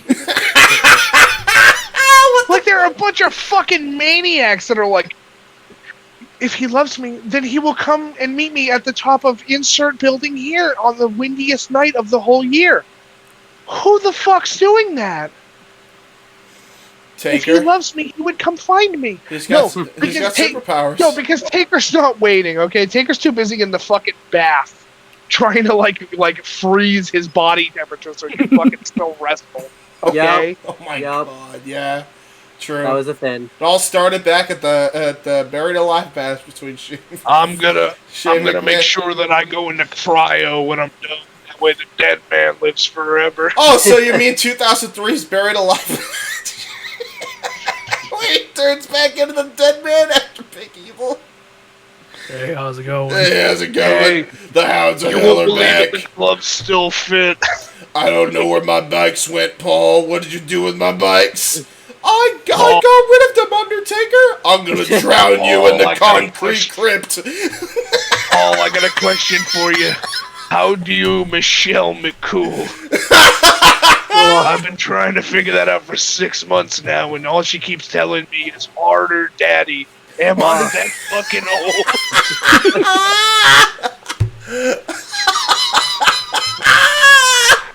Fucking old asshole. I swear to God. You know, well, Taker's just an old ugly fuck, I swear. This He's just- the ugliest looking bastard in the This world. just turned into the roast of Mark Calloway Fucking for gen- like an entire half Fucking hour. gender What bent the fuck? Wendy's girl of Jesus Christ! Jesus Christ, dude. All right, Like, can we? he was married 3 times. What fucking woman eventually went? I think I can I think explain. I made a mistake. I think Ric Flair's been married like 4 times. Yeah, because Flair fucking goes through women like I go through fucking cans of soda. Speaking of which, Oh, he's got a can of soda. What? What? wait, What? All right, can we move on, please? We got 2 Next more match matches is, left. By the way, we are far past. I'm not even. This is not Owen's fault. We're going 3 hours, and it's because of your sorry ass. All I right. don't like it when he does Hey. the funny. I don't like Hey, it but when he is it does the funny? funny joke. And you know what? I Yes. don't like it when he makes it funny because No. I have no energy. I know. I love it when he does the funny. But let's go and move on. Oh no. Next match is the last man standing match. It's Triple H with Stephanie McMahon ringside Fucking hell. versus Chris Jericho. The Oh, and reason for allow this- me if you don't mind. The match starts. Walk and brawl, 45 seconds, and I fucking counted it. And I'm like, oh, it is a Triple H match. We did it. 45 seconds in, and they're already outside of the fucking ring. Honestly, yeah. Yeah. Jesus Christ, guys, we can't even make it 45 fucking seconds before we're already outside. Well, it is the last man standing.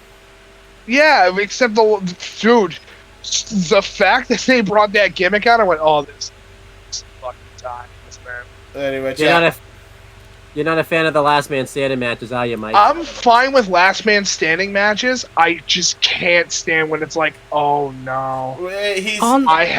I have to watch Triple H in a last man standing match. Let's- I can't This is going stand all over the building. I can't stand Jericho and Triple H matches. Like they're so boring. really dude. bad. They just don't have good chemistry. I think this I'm was sure both good. lads. No, I guarantee you, both lads will say, "Yeah, we're like veterans of our craft, and we are like we know what we're talking about." They already said yeah, that both back of- then. Yeah, but like both of you can't work together. Like you don't mix well. You're like water and oil. Like, just I thought. stop. Hey, listen. I thought this match was good other than a walking brawl in the ending spot. I thought it was good. But it's like, listen, if I wanted to watch a walk-in brawl, I would watch a fucking walk-in brawl. You're at a pay-per-view. Fucking try. I thought they, Like, you I thought they know- did fine. I thought they did fine. I thought It's the like- crowd was fucking into this, man. I was No, into it. absolutely, but that's because the crowd was like, oh, the WCW's off, and ECW's gone. We got nothing fucking else, man. There's nothing left. Yeah. But yeah, going But over the. fucking- Oh, man. 45 seconds fucking walk and brawl. Hunter, try. All right. Come on, dude. Owen, go on. The reason for the match to begin with was because this was actually a good thing for Chris Jericho because he had just gotten to the company like a little over a year before this, and he really wasn't doing all that much. He was Intercontinental Champion and stuff, but if you listen to his Talk is Jericho podcast he has with Conrad Thompson, he talks about how his first like year or so in the company was rough. And I think they did that podcast, by the way, because Bruce Pritchard did his Something to Wrestle podcast where he talked about this, and he was kind of defending Jericho's like career at first. And I think Jericho had to do a Talk is Jericho podcast to be like, nah, this is how it actually was. I mean, I get because it's through Jericho's perspective, but honestly, Jericho's podcast is more in line than Bruce Pritchard's, at least in my opinion. Honestly, anything Bruce Pritchard says, I don't believe with a fucking 10-foot pole. All right, he's Dude, fucking the liar. fact that these old fucking dudes all have podcasts, it's so Funny. depressing. It's funny. sad. It's funny, but it's really sad. Yeah. It's also Like it's also they are grabbing on for dear fucking life for whatever they can fucking get out of this. Hey, you fucking, know who like, doesn't industry. have a podcast? Perry Saturn. yeah, And Perry's life is pretty fucking depressing after he leaves the Fed. dude. But the man still does shit, you know? You know Yeah. what? You know what else? Honest to God, it's honest.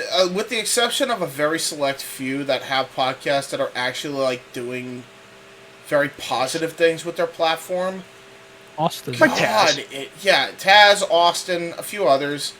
Fucking, I'll even say Jared is a lot. There's a lot of positivity with his fucking podcast. Yeah, Angle, except halfway through he's like, hey, you want some gold? yeah, true. But it's just but it's Angle, Conrad Thompson being a fucking like leech. It's Yeah. fucking disgusting. It's so yeah, weird. I'm not a fan, especially with Flair. Don't even get me started. That's just Oh, a whole other level of fuck. Dude, he sucks that dick. He's So polishing bad. the head, the shaft, and the balls simultaneously And- with his snake-like tongue. I Yeah. swear. Yeah, legit, man. Like I'm over it. But again, with the exception of a few, like I'll even say Nash as well. Nash is fucking jokes. He's going through a hard time at the moment. Especially Yeah. with the exception of like Nash, Jarrett, Angle, Taz, and Austin, which are like the 5 that I could think of that are like contributing something positive with their podcast to the industry. Everything else is just an absolute hindrance. Like, you could literally just fuck off with everything else, and I would not complain. JR's is quite completely interesting. Yeah, If JR is coherent enough to continue it. that It's and quite funny. It's quite funny though. no, Yeah, it's I mean, funny, but it's going, man. but it's also like when he complains about the WWF, it's like, dude, this isn't something you haven't even explained in greater detail in your fucking book. Number 1, number 2, we already know this shit. We've heard 15 other people complain about it before you did on a podcast. Yeah. I Like, like it's it. Just to just- hear like his perspective, you know. I don't know, I man. do- It's just- Oh no. I do like the fact that wrestlers have these podcasts, but like I like Jericho's too. But it was getting to the point where I think it became a running joke where whoever signed with AEW automatically like did some type of podcast or something with Jericho and just shit on WWE for it. I think that's And it's like, that's I more get Jericho. the point. I get the point of like why they do it, but it's like, guys, you're telling me every fucking one of you, besides Cody apparently, all happen to have an issue the day they left. Really, everybody? Yeah. But continuing, Mhm. so the reason for for this match to begin with is Triple H got into a feud with Jericho. Also, Triple H needed something to do since he just lost the belt not that long ago. Yep. And you know, him and Jericho had a history because Jericho supposedly beat Triple H for the title, like not long before this, and obviously they had to vacate and everything. Like, well, not vacated, but it didn't count. And they continued to go after each other, and Jericho humiliated Triple H on several occasions. He cost him to lose a match for the number 1 contendership. He cost him to lose a match to the Brooklyn Brawler. And eventually Triple H just had enough of it, and he took out Chris Jericho, injured his ribs. So Jericho was coming into this match hurt. Kayfabe-wise anyways. Could have been real life too, though. And yeah, like the match starts. I personally liked this last man standing match. I thought it did a lot for Jericho. Triple H takes over much of this matchup, really works over the ribs of Jericho, walks him into abdominal stretches, and drops him ribs first onto the barricade, throws him ribs first into the barricade themselves. He hits a suplex onto the stage. They always make it seem like that's a hard part of the ring, but it really doesn't look all that hard in my opinion. But, you know. Yeah, right. But Triple H actually hits the pedigree on Jericho, and this is before Jericho's had any types of comeback or anything like that, so I was kind of surprised it even hit it. And Jericho gets up from that. Then Jericho mounts a comeback. He hits a bulldog onto a steel chair. That actually looked fucking gnarly, only because anytime Jericho does this fucking bulldog, he always fucks it up. So, like, when he hit this, it looked like a brutal spot. So Jericho hits Triple H off the head with the chair, busts him open. He gets Triple H into the walls, and Stephanie McMahon interferes. Yeah, by the way, Triple H is pissing blood by this point. Like, absolutely just pissing blood. I always love, by the way, that John Moxley gets shit on for bleeding all the time. Bro, have you seen Hunter? Have you seen the way Hunter bleed? Like, Moxley's his child's play in AEW compared to what he did in CCW even, which puts Triple H's to shame. See, like, a lot of stuff that gets complained about nowadays, if Twitter was around, people will be reacting the exact same way. Yep. Yeah. So it's like, it's not a case of, like, wrestling is different, it's just a case of... Social media's killed it, yeah. It's just a different world nowadays. Yeah. Like, technology is a hell of a drug. Yeah, technology is both a blessing and a curse. Cocaine is a hell of a drug. So yeah, Jericho and Stephanie McMahon start arguing. He lays her out, and eventually Jericho hits the line saw, but Triple H gets up.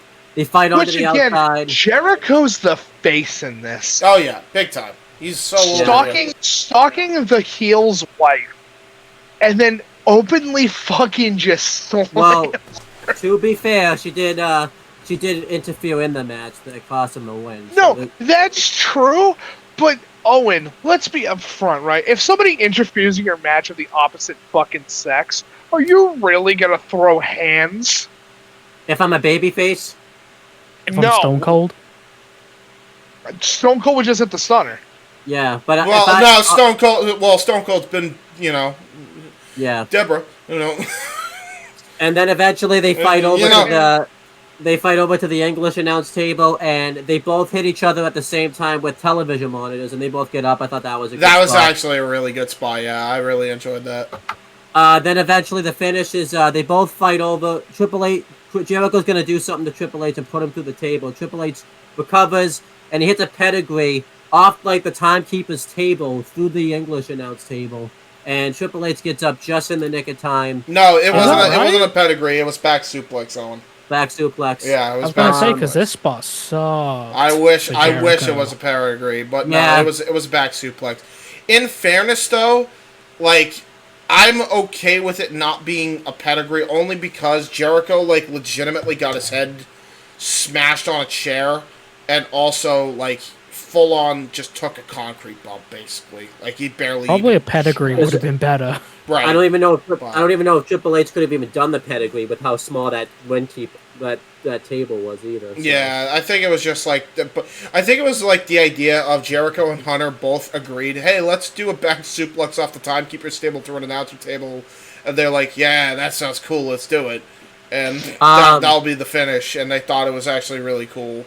Yeah, again too, like not having the Spanish announce table, they probably didn't help either, because that was probably supposed to be when the Spanish announce table broke. So yeah, true. But I personally love this match. I gave it like 4 3/4 stars. I actually thought this really made Jericho here because he showed resiliency by continuously getting up from Triple H's offense, and there was several times where Jericho could have won the match, but was screwed out of it. So I thought Jericho. Yeah, he was protected actually really well here when you break it down like that. I liked it 4.5. Honestly, I will say this wouldn't have been match of the night because the main event was great up until the fucking finish because it was very confusing, the main event of the finish. But, like, this is match of the night for me as far as a complete match. So I enjoyed it for what it was. Mike and Cruz, on your thoughts on this match? I mean, I kind of gave you thoughts, I guess. So Yeah, I'm Mike glad for sure. I'm glad you enjoyed it, Owen. That's what I'll So- say. No, I'm glad look, you enjoyed you it. can say your thoughts. Like, you have the floor. Go for No, it. that's my opinion. Is like I'm glad Owen enjoyed it. Well, that means you don't enjoy it. So just say why you don't enjoy it. Well, you like you have got what I meant, bro. Why you gotta make this a big deal? Just go. I mean, he said earlier he didn't think that they had good chemistry together, so he kind of gave his thoughts earlier. So I thought it was fine. I thought it was fine for what it was. And plus, I will say they definitely had better matches later on. But yeah, no, I thought this was all right. This is good. I mean, I think the Hell in a Cell match is probably the best match they probably had. Which is funny because it was from a dead program that should have never happened. To be fucking honest. Next was the WWF Championship match. It was The Rock defending against Chris Benoit with Shane McMahon ringside, and if The Rock got disqualified, he would lose the title. The reason for this match is Chris Benoit aligned with Shane McMahon, and it viciously attacked The Rock several times. Eventually, The Rock just had enough, and eventually went and started viciously attacking Benoit in the locker room. And this feud was so personal that Mick Foley didn't want to take a risk of The Rock getting himself DQ'd, so he wanted to add this stipulation that they had here. I typically would have complained about it, but I could kind of understand not wanting to do another stipulation match because there was already 2 on this show, so you're doing it too much. So personally, I don't really have an issue with it. I could say, well, maybe they could have done a ladder match, but I don't really think you'd want to see The Rock and Benoit in a ladder match. That's not really their style. So, hey, hold up on that. Have you seen The Rock versus Hunter? SummerSlam 98, that match rules. I don't know what you're talking about. I would have loved to see Benoit and Rock in a ladder match, actually. Shit, that would have been better than... Like, not that this match was bad, by the way, but, like, you bring that up, and I'm like, well, The Rock had a really good fucking ladder match in 98. Benoit had a really good fucking TLC ladder match on SmackDown, so I'm like, yeah, I would have fucking... That would have been a dream match, actually. Especially the stipulation. Yeah. Sign me up, actually. And yeah, we had the match. This is just from my perspective. I noticed it watching this match. I feel like at least the group of my friends I'm with and stuff, sometimes they don't talk about how good The Rock truly is because they focus on a lot of his promo segments and stuff. Rock was really good in the ring. Like, he was really good. Yeah, it's crazy because, like, I think, Mike, I don't know if you're here, by the way, but, like, if you are... I am. Is it... I think we even had that preconceived notion, like, Benoit carried this match, and it was not the case at all. Like, it was very even kiltered. Like, The Rock knew what he was doing in there, The Rock does a good job with the baseline stuff, but you can absolutely tell if you, like, pay attention that it truly is Benoit fucking selling like a son of a bitch. Oh, yeah, for sure. Yeah. For like sure. a motherfucker to make these moves look as impactful as it's supposed to. But also, though, I think when The Rock is being given moves, he sells it really well, too. Half the time, I don't even know if he's fucking selling. He might honestly just be hurting. But he is selling really well for Benoit, and he's given Benoit a lot. Like, a lot here. So. Yeah, the match starts off. Shane McMahon's wearing one of the Rock's shirts just to get him more bad, so that way he can get himself notified. Okay, the weirdest thing is, and I think Jack mentioned this on the watch along, he comes out and he's wearing the Rock's ripped clothes, and Jack's immediate thing is like, dude looks homeless. Yeah. I mean, what the fuck? This didn't even make him look cool. I mean, I guess he's the rabid Wolverine. Yeah, The Rock and Benoit brawl, and The Rock has to remember to be careful to not get himself disqualified, so that was kind of a story bit they did for a bit. And eventually, behind the ref's back, Shane McMahon interferes, which allows Benoit to take over.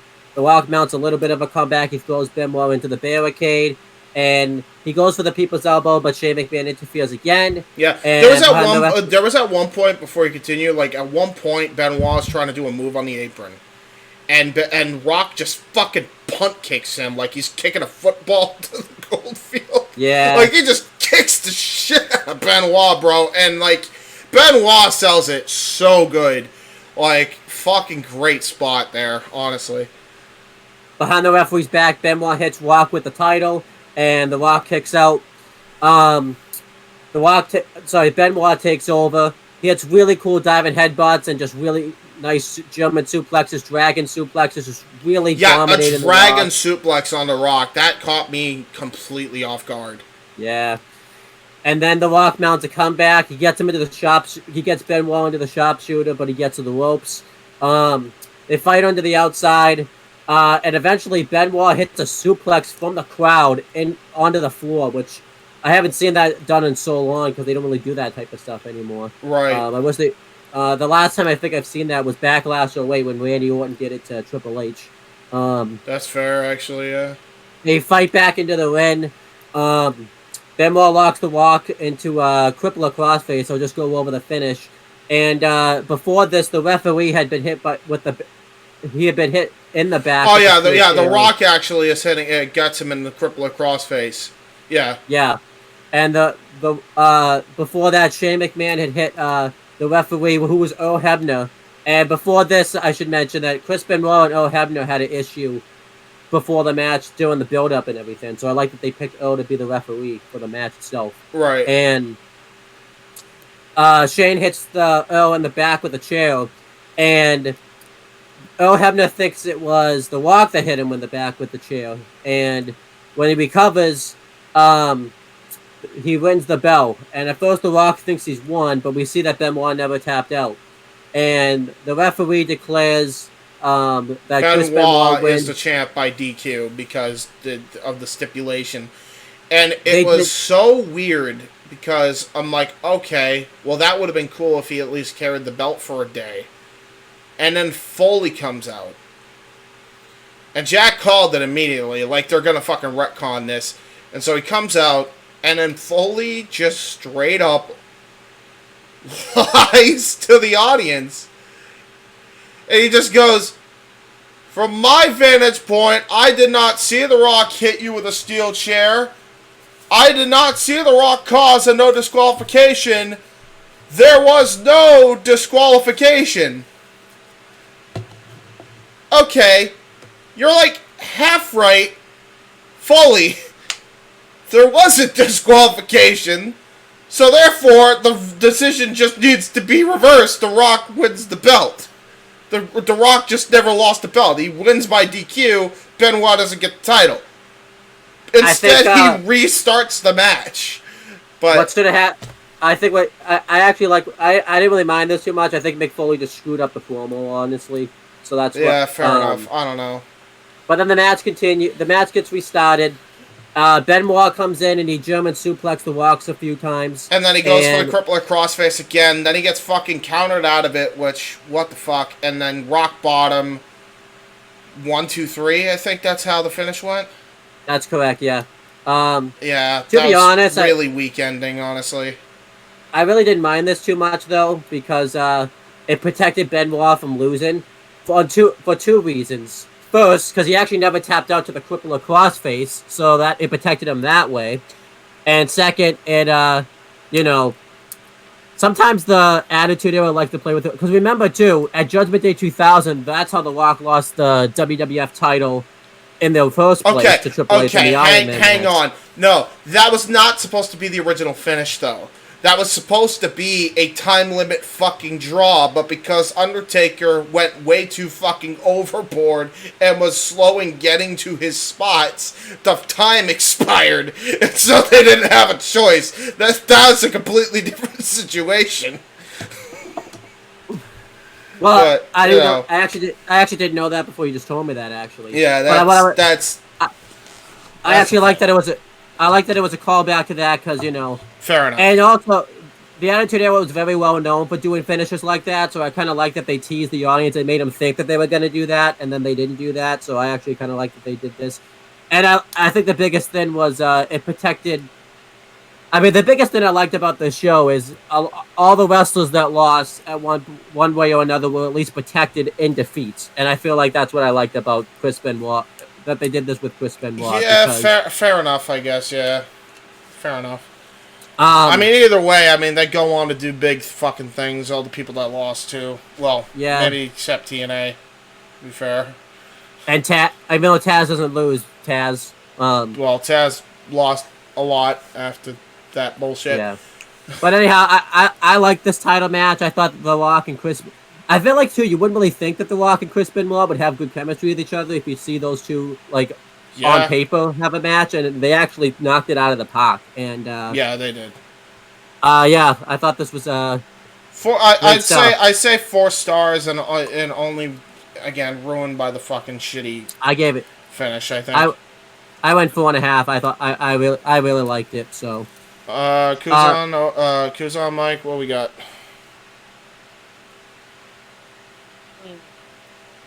Yeah,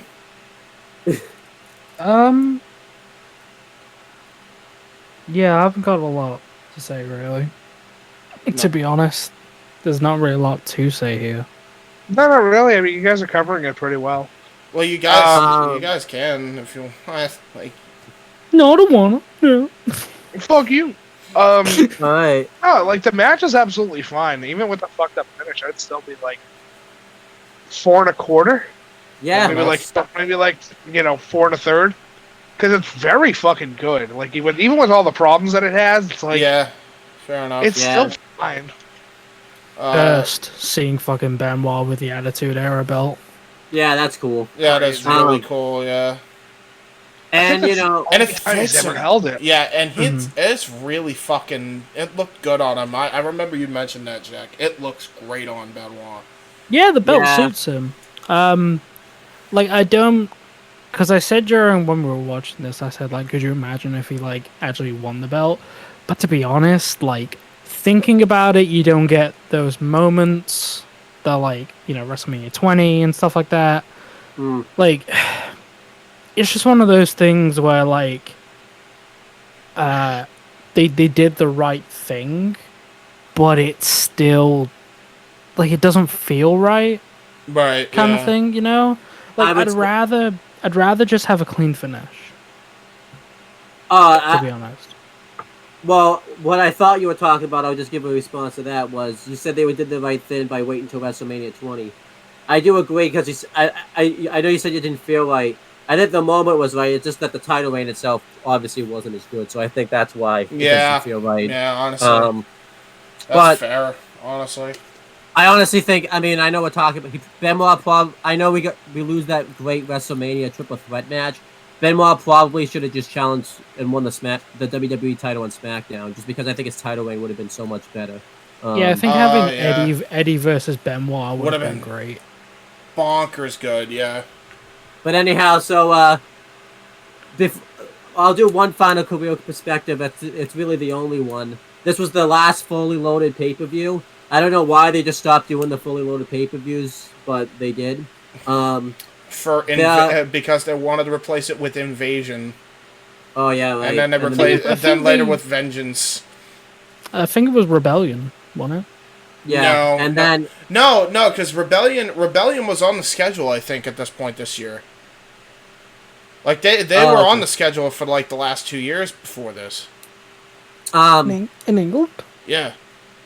But then I could be wrong, but like I don't remember that being replaced by this. But technically, they didn't put it back, but GCW did do a fully loaded show. Because obviously GCW, I don't think can be sued for it because. They lost the rights to it. Well, also, even if that's the case, I don't think WWE would even waste their time, probably even like suing GCW. That'd just be a waste of time, probably. But no, apparently they're trying to work with GCW, or so the rumor mill was. That was a thing. I think it's a rumor that WWE is trying to work with GCW, but whoever's like in GCW is turning that down. I can kind of understand it, I guess, for GCW's point of view, because WWE would probably end up buying them out. Oh, yeah, because, GCW, without any fucking proper guidance, is doing fucking gangbusters. Anybody want to go back to GCW versus the World, anybody, and fucking see the awful ladder match they had? Jesus Christ, get out of there. I watched that review back that you two were, like, going on about that. And, like, that is, like, the only time that, like, I've ever known anyone, like, bash this company. Bro, I'm pretty sure. dude, it was if that was Yeah. it was their one opportunity to put their best foot forward, and they just fucking blew it, dude. No, they've much better. Oh, pretty I'm sure they have, but like you know, I think you're just angry.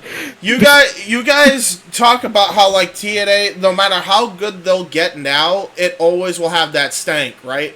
Well, this was their. That's stigma. That's like the big thing with me. This was GCW's first impression for a lot of new viewers. Boy, it bottomed out quick. Like, So, it was bad. It was a bad show. Let's do letter grades for Fully Loaded. Let's let Mike start it off. What would you give Fully Loaded as a letter grade? I give it like an A. It's pretty solid. There's nothing too bad on it. Nothing that I would sit there and say, this is fucking ruining the industry. It's like, no, it's doing what it has to do during the 2000s, during the era. Well, yeah. We don't know where to go now since most of the competition's fucking dead. This is like right before that, too, yeah. Yeah. I give it an A. Jack, what do you give it? I agree with Mike. Or like a B minus. Really?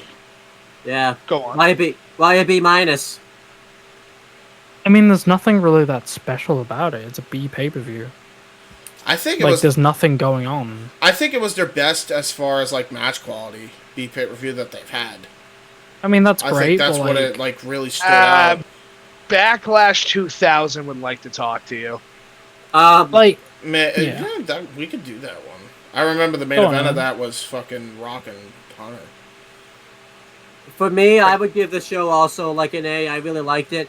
I haven't seen Backlash 2000, so this is probably It's like fucking good. It's really, like, it's the best pay-per-view for this era. It's so goddamn good. But I'll say this, it's probably like the third maybe pay-per-view. I keep saying it's the best one, but I forgot the One Night Stand 05 and 06. Those are technically B pay-per-views. Those actually are B pay-per-views. So One Night Stand 06 and 05 are fucking phenomenal. right, so... This is something that, like, didn't bother me until I did, like, a little bit of research. So, like... This was, like, the last Fully Loaded. It's in between, like, being after King of the Ring, and it's just before SummerSlam, right? yes.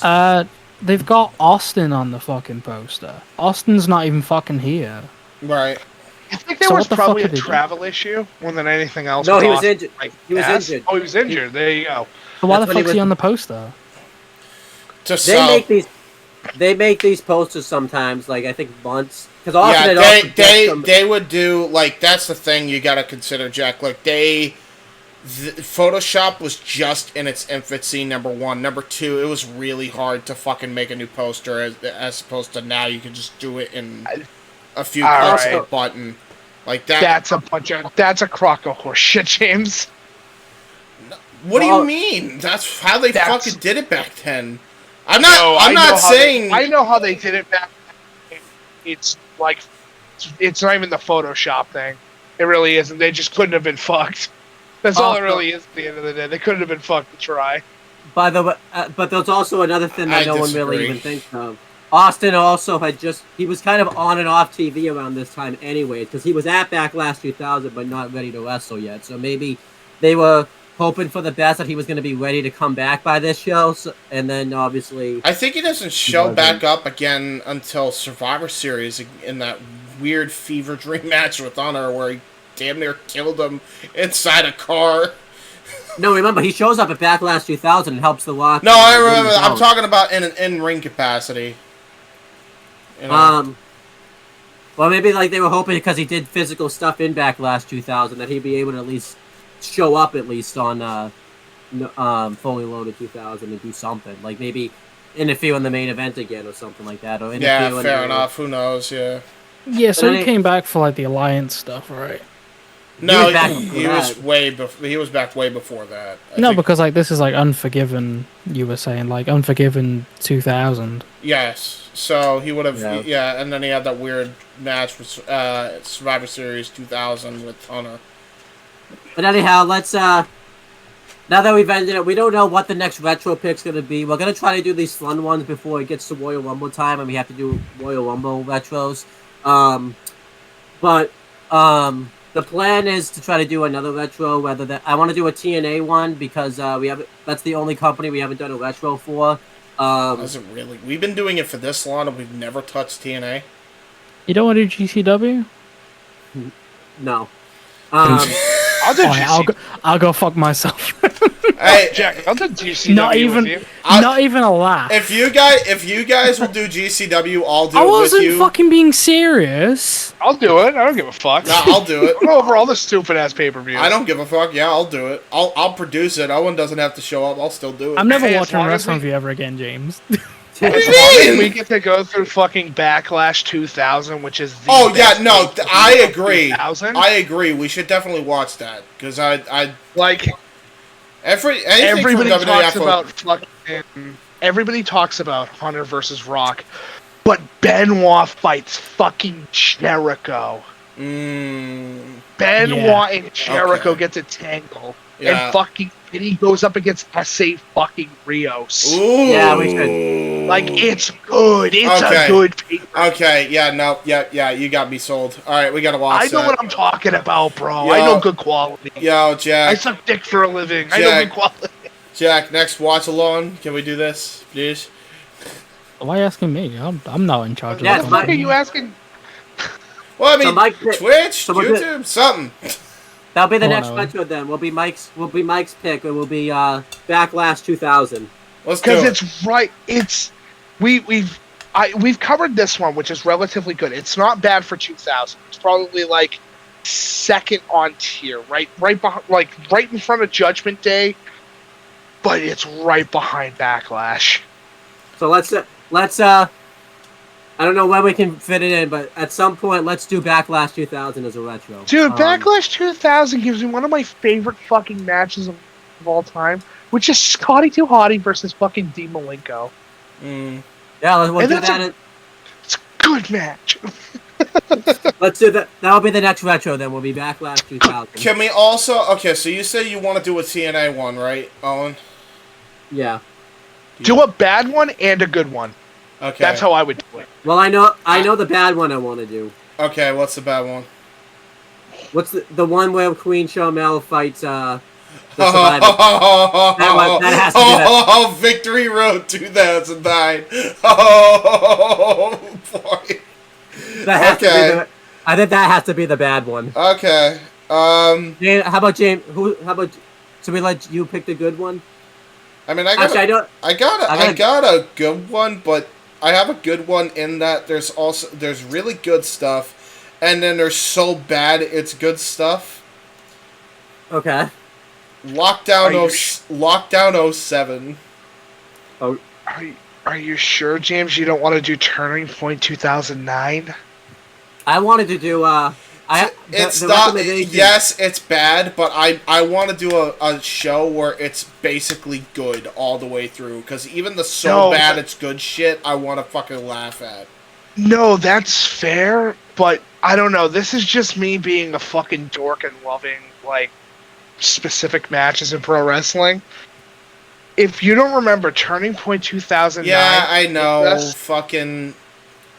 I know what the fucking show is. I know. What? No, Well- go for it. Isn't that the one with the triple threat? Or no, I'm thinking of fucking different. No, I'm thinking of Destination X. Sorry, I'm thinking of the fucking Scott Steiner promo where he's like, "Yeah, 3/3, 2/3 chance of winning." So, to let you know, this is from what I remember. It's been a long time since I've looked at the card of fucking Turning Point 2009.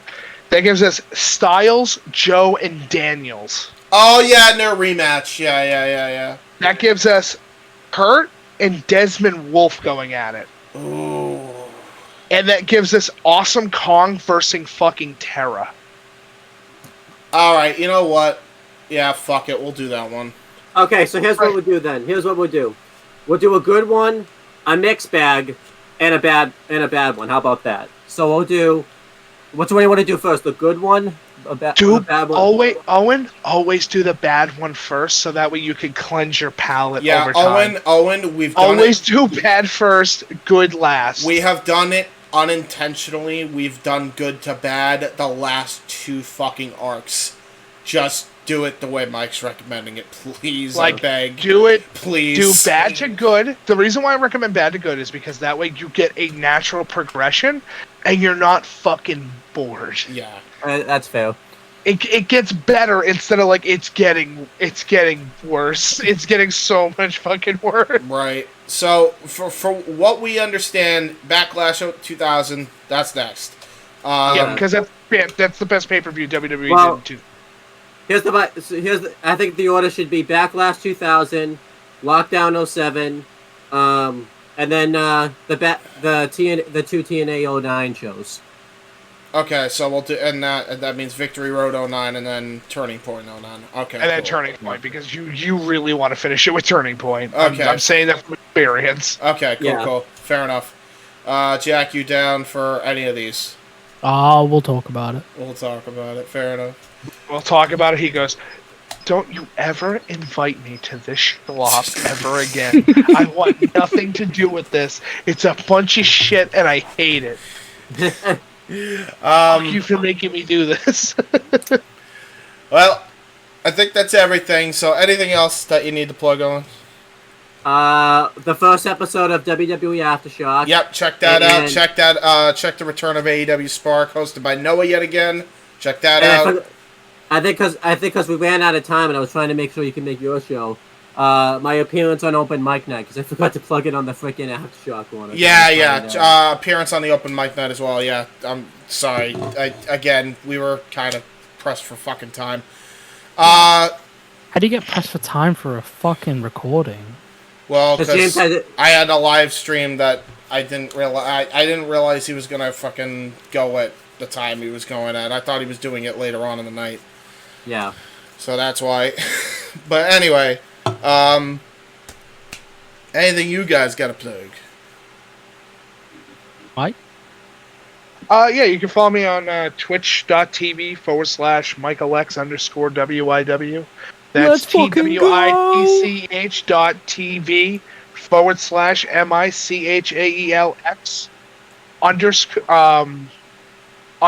twitch.tv/MICHAELX_WYW. There you go. You could also. Boys, you let's could- go. I will also plug other things Mike's gonna be doing. We're gonna be doing both on his Twitch and also live on YouTube. Part 4 of the Let's Play of Jedi Fallen Order will be on your way to you on the Insanity Works Incorporated channel, Casey's channel. Go check that out. Mike, what do you think of the sequel? It's coming out, bro.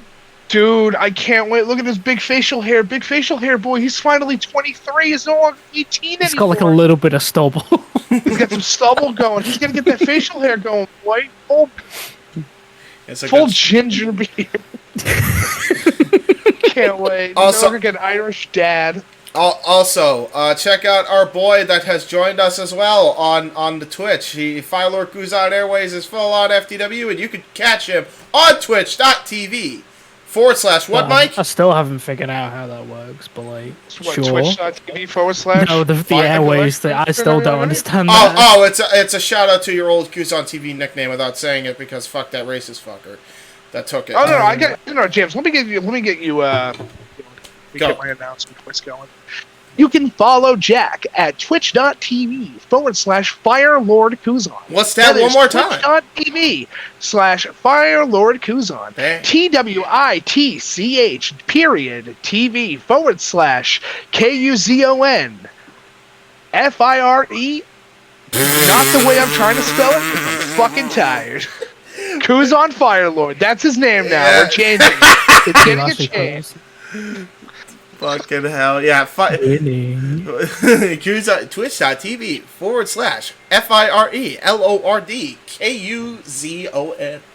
I'm gonna play Mercenaries for Mercenaries Playground Destruction. Is that what it's called? Ooh. Ooh. You know what? I'll do it. You know what? I'll do a dual stream with you. Yeah. I'll go through fucking Mercenaries as well. Let's go Yeah. through. Yeah, we got Let's it. do all the stupid shit. Cool. You guys. And then we'll play Black. What? Huh? It's just a game called Black. It's just a game called Black. I swear to God. It has nothing to do. It has nothing to do with race. I swear to God. Are you sure? Okay. Ooh. I mean, Damn. come on, James. You're a gamer. You should know this. Bro, Call of Duty lobbies is all I'm saying. Halo lobbies, too. For That matter. fucking energy is nuts. Yeah, blog TV with my fucking hands up. That's all I'll say there. Anyway. You guys can also check out Don DeMarco Show, Episode 2, up on my YouTube channel currently, right now. Go check that out on my channel. You can also check out my appearance on Open Mic Night with Owen on Cassidy 18, and on my channel, and on Noah's, and on fucking Jeff's. It's all over the fucking place. God damn it, Jack. We got Noah coming back with Simply Predicting, which is going to be on his channel. YouTube.com/user/nfoster1916. Check that out. Yeah, he's alright. He's doing good. I actually am going to be making an appearance for that for the Ring of Honor Best in the World. That Simply Predicting is going to be Ring of Honor Best in the World and NXT Deadline. So go check that out. It's going to be a double feature.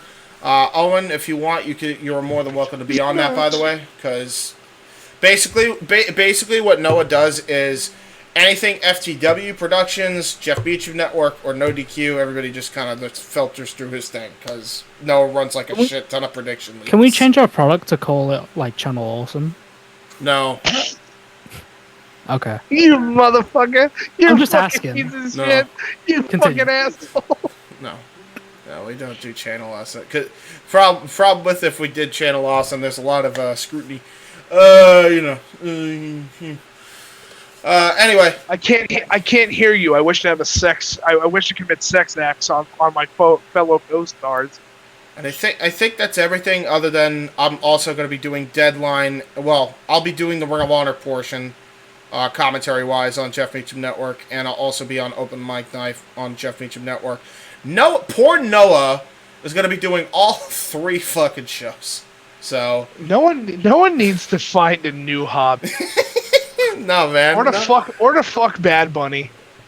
Which one? Which bunny? He likes 2 of them. So, There's he likes Pita. the Bad Bunny. He likes Pita and Allie. You know, he's a Christian boy. I'm not gonna go there. Are you gonna say the Easter Bunny, you fucking prick? Is that where you were gonna go?